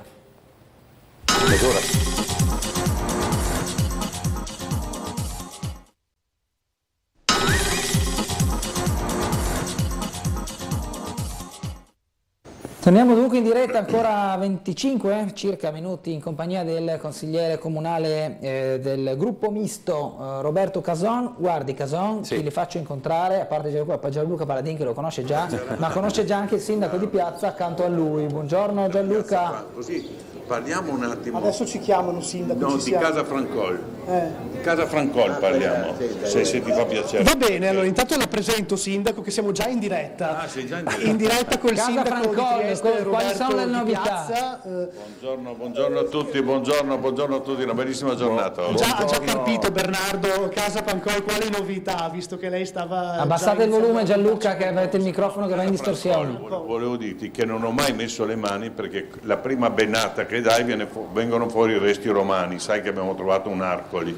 Allora cosa ho fatto? Ho dato l'incarico alla sovrintendenza, saranno loro che porteranno avanti i lavori, sai che c'è tutto quel disastro lì, solo che loro adesso hanno ritardato a settembre perché ci sono dei ristoranti col parcheggio all'aperto, allora per non danneggiare questi ristoratori la sovrintendenza ha deciso di portare a settembre l'inizio dei lavori, però volevo dirvi che verrà fatto, che è una schifezza quel posto lì, però se interveniva il comune ad ogni benata c'era il problema che si trovavano sicuramente dei resti romani, perché c'era l'arco lì sotto che abbiamo trovato, ti ricordi? Sì. E c'è tutto il passaggio della vecchia strada romana che poi portava all'arco di Riccardo. Quindi andrà valutata un po' la situazione. Sì, è gestito dalla sovrintendenza, così si arrangeranno loro, si troveranno i resti, si arrangeranno loro e li troveranno sicuramente. Insomma. Sindaco, prima parlavamo anche di Piazza della Libertà, che è un po' il biglietto da visita iniziale per chi arriva soprattutto col treno Trieste, e lei voleva... Oggi mi dedicherò a Piazza Libertà, prefetto, questore, perché? perché questi sono dei grandi maleducati, questi che vengono qua, sono ospiti del nostro paese e usano il monumento dell'Assisi come una latrina. Beh, adesso mi sono arrabbiato perché l'altro giorno erano in 3 che facevano i bisogni all'aperto dietro il monumento dell'Assisi. Adesso l'assessore Michele Babuder deve cambiare tutta la terra attorno perché ormai è diventato veramente un lettamaio. E a questo punto basta, no? Siete ospiti, comportatevi da ospiti. Quindi cosa si può fare? Adesso cominciamo con oggi, metteremo delle forze dell'ordine in maniera fissa e naturalmente queste faremo in modo di evitare. Ma si può recintare? C'era un degrado mai visto, insomma, basta. Mi sono stancato. Quindi si può anche recintare magari? No, non puoi recintare perché tanto poi si spostano dall'altra parte, non è quello il problema. Il problema è comportarsi da ospiti in un paese che ti ospita e in maniera educata, non da ignoranti. Sindaco, turismo, numeri importanti? 40% in più in 6 mesi, oggi abbiamo 2 navi, le ennesime 2 navi da crociera, insomma è un momento magico. C'è un tema parcheggi però con le navi. Battuta, ma è veramente un momento magico per la città sotto questo punto di vista. Siamo pieni di turisti, gli alberghi sold out, i ristoranti, non trovi un posto di ristorante. Beh, insomma è una soddisfazione di un uomo che ha lavorato tanti anni perché sono 20 per la città e questi sono i risultati. C'è un tema parcheggi per quanto riguarda gli approdi? Sì, però bisogna approfondire qualche volta, perché ho fatto riaprire, ed è ancora chiuso, l'ultimo piano della Saba, tanto per dirti dal silo, sei presente? Era chiuso, il silo veniva utilizzato al 20% prima dell'arrivo delle crociere, cioè il 20% dei posti veniva utilizzato. I triestini e i turisti arrivano tutti dietro qua il comune, e Parco San Giusto. Nel parcheggio sotto il Colle di San Giusto. C'è il silo, io entro dentro, c'è col telepass, non ritiro biglietti e entro ed esco. Cosa volete di più della vita, dico, per quanto riguarda i parcheggi? Oggi sindaco, poi restituisco. Ancora una cosa perché mi dimentico, abbiamo chiuso con Green Season la concessione, per cui adesso potremo allargarci sul Molo Quarto. Sai, prima Green Season faceva da tappo perché erano loro i concessionari, adesso hanno rinunciato alla concessione, per cui andrò ad allargare tutta la parte del Molo Quarto e avremo centinaia di posti a disposizione. Nuovi posti disponibili per... sindaco, prima eravamo a Roiano e abbiamo visto i lavori che continuano e sono addirittura d'arrivo per l'asilo e per la zona, stanno anche creando il fossato per la rete internet. Sì. Adesso la prossima settimana dovremo asfaltare e avremo tutto attorno e avremo tutti i posti, parcheggi nuovi, questo era importante. Adesso metteremo 600.000 euro mi sembra di verde, per cui diventerà una bolla di verde al centro di Roiano. Siamo vicini all'obiettivo anche lì, mi sembra che è venuto fuori una cosa molto bella, adesso che andremo a redarlo con tutto questo verde sarà una cosa fantastica. E poi 100 posti in macchina su 2 piani sottoterra, beh insomma non male. E sindaco, da ultimo oggi si discute in Consiglio Comunale anche della zona ex Fiera, che ogni tanto torna fuori, no? Beh certo, quello ha investito 12 milioni quando ha comprato la Fiera, più ha investito altri 4 milioni quando ha comprato la vecchia sede di Tele4. A questo punto è fuori con 16 milioni, dico 16 milioni sono 32 miliardi delle vecchie lire. Questo si accorgerà insomma che è ora che faccia qualcosa. Io gli ho detto già 2 anni fa, butta giù tutto, fai un parcheggio, almeno incassi per il parcheggio. Ma questo austriaco, sai cos'è? Lui è andato a Tavagnacco, ha preso l'ex centro commerciale a Tavagnacco, credo che sia un po' incasinato finanziariamente là. Ciò non toglie che è una persona solida che non dovrebbe avere problemi. Vediamo adesso con Morena, che è il suo... Morena, che poi è sul giornale oggi per l'alberghetto lì, sì. Qua dietro in zona Cavana, Cittavecchia. Per cui vediamo con Morena se sono arrivati al punto che presentano finalmente questo progetto per abbattere il tutto e allargare la doppia corsia di Via Rossetti. È presente? Ci sarà la rotatoria e poi in Via Rossetti verrai giù e potrai anche salire dalla Ma Via il campus Rossetti, di Via Rossetti a che punto siamo? E il campus di Via Rossetti più o meno a che punto siamo? Beh, abbiamo i 10 milioni che ha messo a disposizione la Regione, stiamo trattando con questi, sai, questi vogliono 17 milioni, lo hanno pagato 12, io 17 non glieli do. Rimane il fatto che l'errore fondamentale è stato quella volta non comprarlo, no? e non c'ero io per mia fortuna. Sai, oggi non avremmo avuto i problemi del tango al Molo Quarto, piuttosto della scuola Sauro, perché avremmo concentrato tutto lì. E quando si sbaglia, Ma lì sono le e superiori, qualcuno a però. suo tempo ha sbagliato. Sindaco, che caffè prende adesso? Nero, capo in B? Cappuccino. Cappuccino. Gianluca, Adesso me lo puoi bevo chiedere anch'io, al Bernardo. sindaco? C'è Roberto Cason, tra l'altro, in diretta, e ho sentito, ho letto sul giornale stamattina che Roberto Cason avrebbe preparando anche questa nuova lista di piazza 2.0, no? Beh, io non so quello che stanno preparando, ci sentiremo, rimane il fatto però che alle ultime elezioni la lista di piazza era il secondo partito del centrodestra, per cui forse bisognava approfittare in maniera diversa, però ognuno è libero di fare quello che vuole. Bernardo, avevi una domanda per il sindaco prima di questa, lasciarci? Questa. L'ho anticipata io, la domanda era sulla lista di Piazza Nuova, quindi insomma, grazie sindaco per averci risposto, ora però ci beviamo il caffè. Buona giornata a voi, buona giornata. Qual è? No, ciao, Gianluca, Roberto. prima di chiudere. Ciao Bernardo. Gianluca, prima di chiudere, puoi chiedere una curiosità al sindaco qual è la sua agenda di oggi? Perché so che lui ha il bigliettino con tutti gli appuntamenti, sono curioso. Ah, beh, giusto.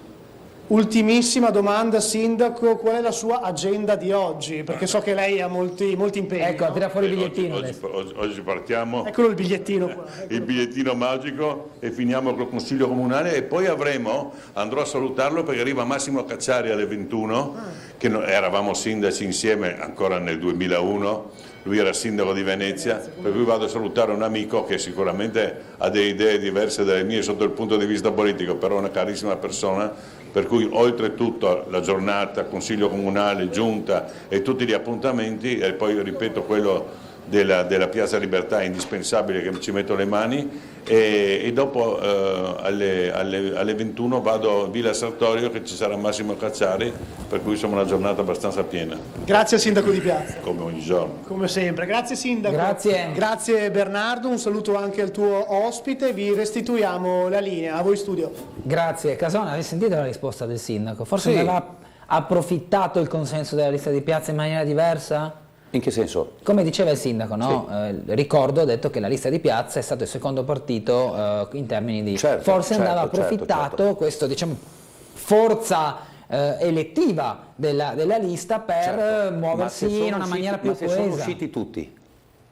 Ma siete voi usciti? Sì, dico, Cioè, non è però, che sono usciti altri. No, però era già uscito dell'Agata. Sì. Prima, poi Rescigno e Codarin sarebbero usciti comunque. Io, Quindi lei dice era inevitabile potersi comportare in maniera erano già diversa. usciti diversi consiglieri circoscrizionali, cioè dimentichiamo tutto? Questo perché, lo ripeto, mancava probabilmente un progetto politico, un progetto di aggregazione, un progetto innovativo, va bene, che andasse a compattare tutti quanti in modo da tenerli tutti quanti all'interno in modo propositivo, in modo strutturato, in modo organizzato. È mancato questo probabilmente. Perché tanti sono usciti prima o sarebbero comunque usciti, perché io non sarei uscito dalla lista di piazza ad esempio, neanche Panteca. Probabilmente Codarin e Rescigno, perché ad esempio Rescigno l'ha dichiarato pubblicamente, è ritornato a casa sua. Sì, ma anche Codarin. Anche Codarin, però Codarin faceva modo, parte insomma, di Forza Italia prima. Beh, lui comunque aveva una storia in alleanza nazionale, quindi... Ecco, sì, però diciamo... Possiamo chiamarlo ritorno? Forse sarebbero usciti comunque centrati in Fratelli d'Italia a prescindere. Ecco, metto un punto di domanda su questo. Io no. Io comunque sarei rimasto volentieri nella lista di piazza qualora ci fosse stato un progetto politico ben strutturato come quello che vorremmo proporre, e chiaramente non dovevano essere prese decisioni sbagliate come quella della nomina dell'assessore. Il metodo, la nomina, l'ultimo arrivato, non abbiamo gradito questo, ma non è stato solo questo, è stato un percorso che ci ha portato a riflettere, la goccia che ha fatto traboccare il vaso, ecco, diciamo così. È stato chiaro. Abbiamo una telefonata, buongiorno. Sì, buongiorno a voi. Buongiorno Sergio, prego. Buongiorno, allora volevo fare una segnalazione. Sì. Al video c'è una scala dove le solite scale di ferro zingato, che invece dovevano essere fatte logicamente in acciaio inox, come doveva essere fatta quella che 2 anni fa o l'altro anno hanno fatto al video, invece di farla in acciaio in ferro zingato che durerà niente. Allora c'è questa scala che si trova di fronte alla villa, alla villa, quella con tutti i legni, e hanno messo, si è spaccato un gradino e qualcuno ha messo sotto un moraletto di legno e ha legato con un fil di ferro che adesso sta cedendo.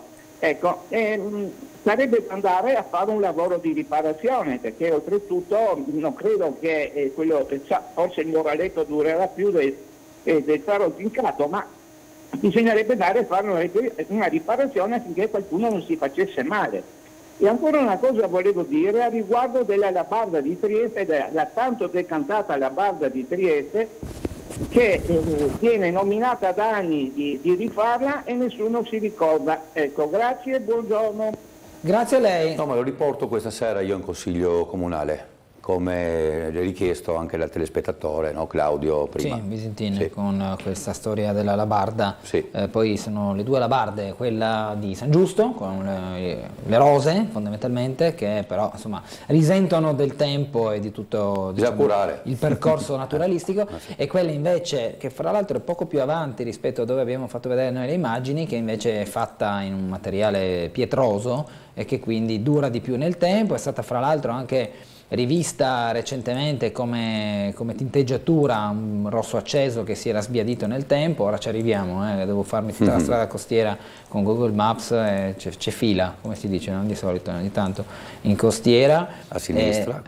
Sì, qua ce l'abbiamo a sinistra, eccoci qua, e questa è l'altra Labarda. E infatti la domanda di Visentini era se è possibile fare una cosa sullo stile di questa, no? A San Giusto, con sassetti anziché rose. Qua ricordo che è intervenuto proprio il sindaco, no? Perché probabilmente facendo sempre la stessa strada, ma come facciamo ad avere una Labarda così? Era distrutta per anni, quella lì, no? È stato veramente pietoso, invece almeno così è stata ristrutturata bene con materiali anche che durano. Bisogna pensare anche ai materiali, cioè non solo rifare con materiali magari scadenti e dopo 2 anni rifare di nuovo, cioè cerchiamo di andare più sulla qualità, no? Leggiamo una mail, mi piace molto ciò che fate in questa fascia oraria, ne approfitto spesso, ma potreste usufruirne anche in alcuni altri orari? Telefonerebbe sicuramente qualcuno che si preoccupa più del simbolo a 3 alberi che vediamo tutti nel golfo e ciò che ne comporta piuttosto che della Labarda. Simbolo a 3 alberi?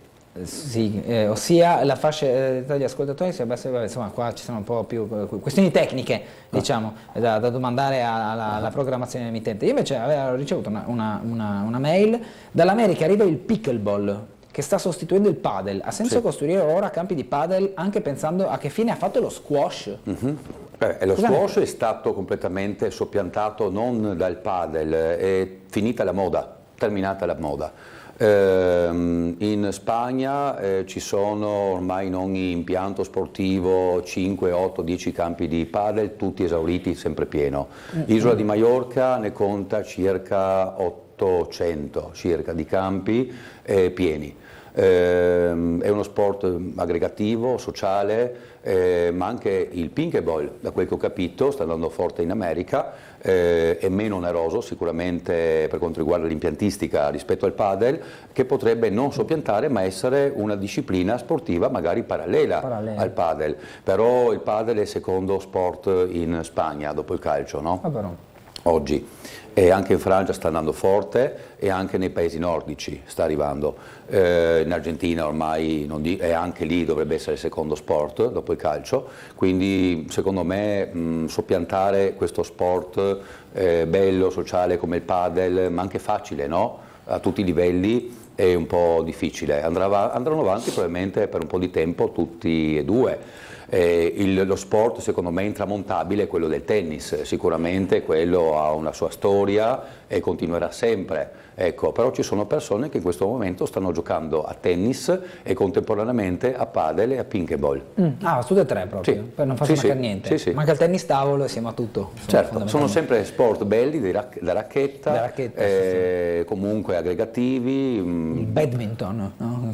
Anche uno sport praticato nei paesi asiatici a livelli molto alti. Ho visto dei video su YouTube, molto molto veloci, dinamici, bisogna essere molto atletici, veramente reattivi. Ci sono questi cinesi, giapponesi, non so, io ho visto, velocissimi, che fanno veramente delle acrobazie pazzesche, cioè sono sport comunque divertenti. Lo sport è salute, ecco, ricordiamolo tutti, è benessere, e anche crea comunque aggregazione sociale, contatti di cui noi tutti abbiamo bisogno, ecco. Assolutamente. Abbiamo una telefonata, buongiorno. Sì, buongiorno, Prego. sono Gabriela, buongiorno. Volevo ricordare che in Piazza Libertà c'è anche una stazione delle Corriere. Ieri sera ho accompagnato a un'amica di mia figlia che prendeva la corriera per andare a Vienna, erano le 11 di sera e c'era tantissima gente sul marciapiede della stazione delle Corriere che aspettano corriere che vanno a Vienna, a Bratislava, a Budapest, a Bologna, a Milano, tutto. Un disordine totale perché la stazione delle Corriere è chiusa di notte, le corriere non entrano dentro, la gente quindi ovviamente non riesce neanche ad andare in bagno, neanche a comprarsi neanche un'acqua, niente, perché è un disordine. E quello anche Trieste, quello è l'arrivo di molta gente che viene dall'aeroporto di Venezia e Marco Polo, perché da Venezia a Marco Polo arriva un Flixbus diretto a Trieste, senza dover spostarsi con i bagagli e tutto. E quindi quella stazione va rivista urgentemente, con un po' di ordine, e farla aprire sarebbe bello, perché la gente vorrebbe sedersi mentre aspetta le corriere, perché deve essere un po' prima con il tempo e tutto. E poi anche la gente perde, è stata una ragazza ieri che ha perso la corriera perché non sapeva dove partiva, lei l'aspettava dentro e dentro non è entrata, è partita di fuori, e quindi c'è un disordine, e quelli sono anche turisti che vengono a Trieste, perché da Trieste non parte tutto. E un'altra cosa che volevo dire, l'uscita di Trieste con la 14 fa schifo, la Friuli Giulia Strada non sta facendo niente per quelle strade, e sono chilometri che si fa un saliscende. Vediamo se qualcuno fa qualcosa. Grazie. Salve, buongiorno. Buongiorno. L'uscita in autostradale, cioè per chi esce da Trieste in autostrada, il primo tratto fondamentalmente, se l'autostrada la intendiamo presa da più o meno Sgonico, ok? Quindi insomma per le cosiddette alte, superato il centro Lanza, entra in autostrada, lì il primo tratto è terribile. Io l'ho fatto ieri, cioè neanche un mese fa, ieri per andare a Cividale. Ed è cose che finito qua mando una mail di protesta, se non di denuncia, perché ci sono buche in mezzo all'autostrada che mi stava saltando per aria tutta la macchina, che io non è che abbia un'auto. Anch'io la pratico ogni tanto, la percorro, però non me ne sono accorto. No? Disastro. Però dovrebbe chi di dovere deve ANAS, intervenire. No, naturalmente. Chi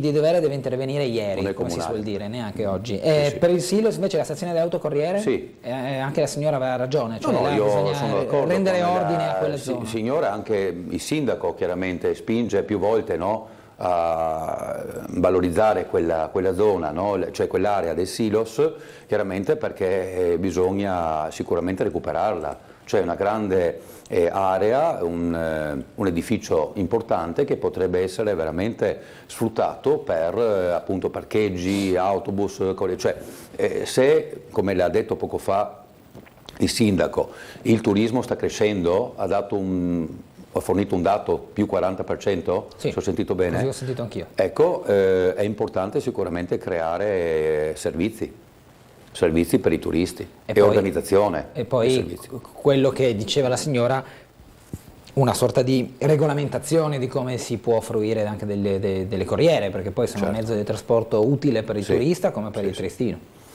Ma anche qui vanno sfruttate le tecnologie, sicuramente, intelligenze artificiali, app, comunicazione, organizzazione, cioè bisogna comunque su qualche servizio deve essere sicuramente migliorato. Ecco. In merito invece alla zona dei posteggi, no? Che il sindaco diceva è necessario per tutto questo afflusso turistico non affollare solo Park San Giusto e cercare la via del centro, bensì trovare anche quelli che sono i posteggi di cintura, il silo, visto che siamo già rimasti là, è uno di questi, e altri magari un domani ne verranno fuori. Beh, ma allora noi abbiamo due progetti in questo momento in comune, uno del parcheggio interrato di fronte alla stazione marittima innanzitutto, e poi dove c'è un imprenditore privato, non ricordo il nome adesso, ma è meglio non far nomi, ecco, assolutamente, se ci sono gare eccetera ci mancherebbe, l'ho già visto. No, infatti, e quindi lì, e poi anche è stato approvato nel bilancio la realizzazione di un parcheggio multipiano in Porto Vecchio all'entrata, quindi potrebbe esserci silos in futuro, questo multipiano, e anche la stazione e il parcheggio interrato di fronte alla stazione marittima. Io personalmente su questo sono un po' contrario, dico la verità, perché se è vero che noi dobbiamo cercare di tenere le automobili lontane dal centro abitato per motivi di smog, rumore, traffico indifferente, e rendere quindi la città più fruibile ai cittadini e ai turisti, io le terrei lontane. Quindi andare a realizzare un parcheggio interrato proprio alla stazione marittima, dico, non siamo centralissimi, però siamo in centro, quindi mi terrei magari un pochino più distante dalla zona rive per la realizzazione di parcheggi, cioè come avviene in ogni città europea, metropoli eccetera, cercherei comunque di creare dei servizi di parcheggio limitrofi, no? All'interno, all'entrata dei centri, esattamente. Ecco, però è così. Vedremo come proseguirà anche questo progetto. Grazie consigliere Cason per essere stato con noi, una buona giornata e un buon lavoro. Grazie a voi, buona giornata a tutti. Ci fermiamo dunque, grazie per averci seguiti, arrivederci.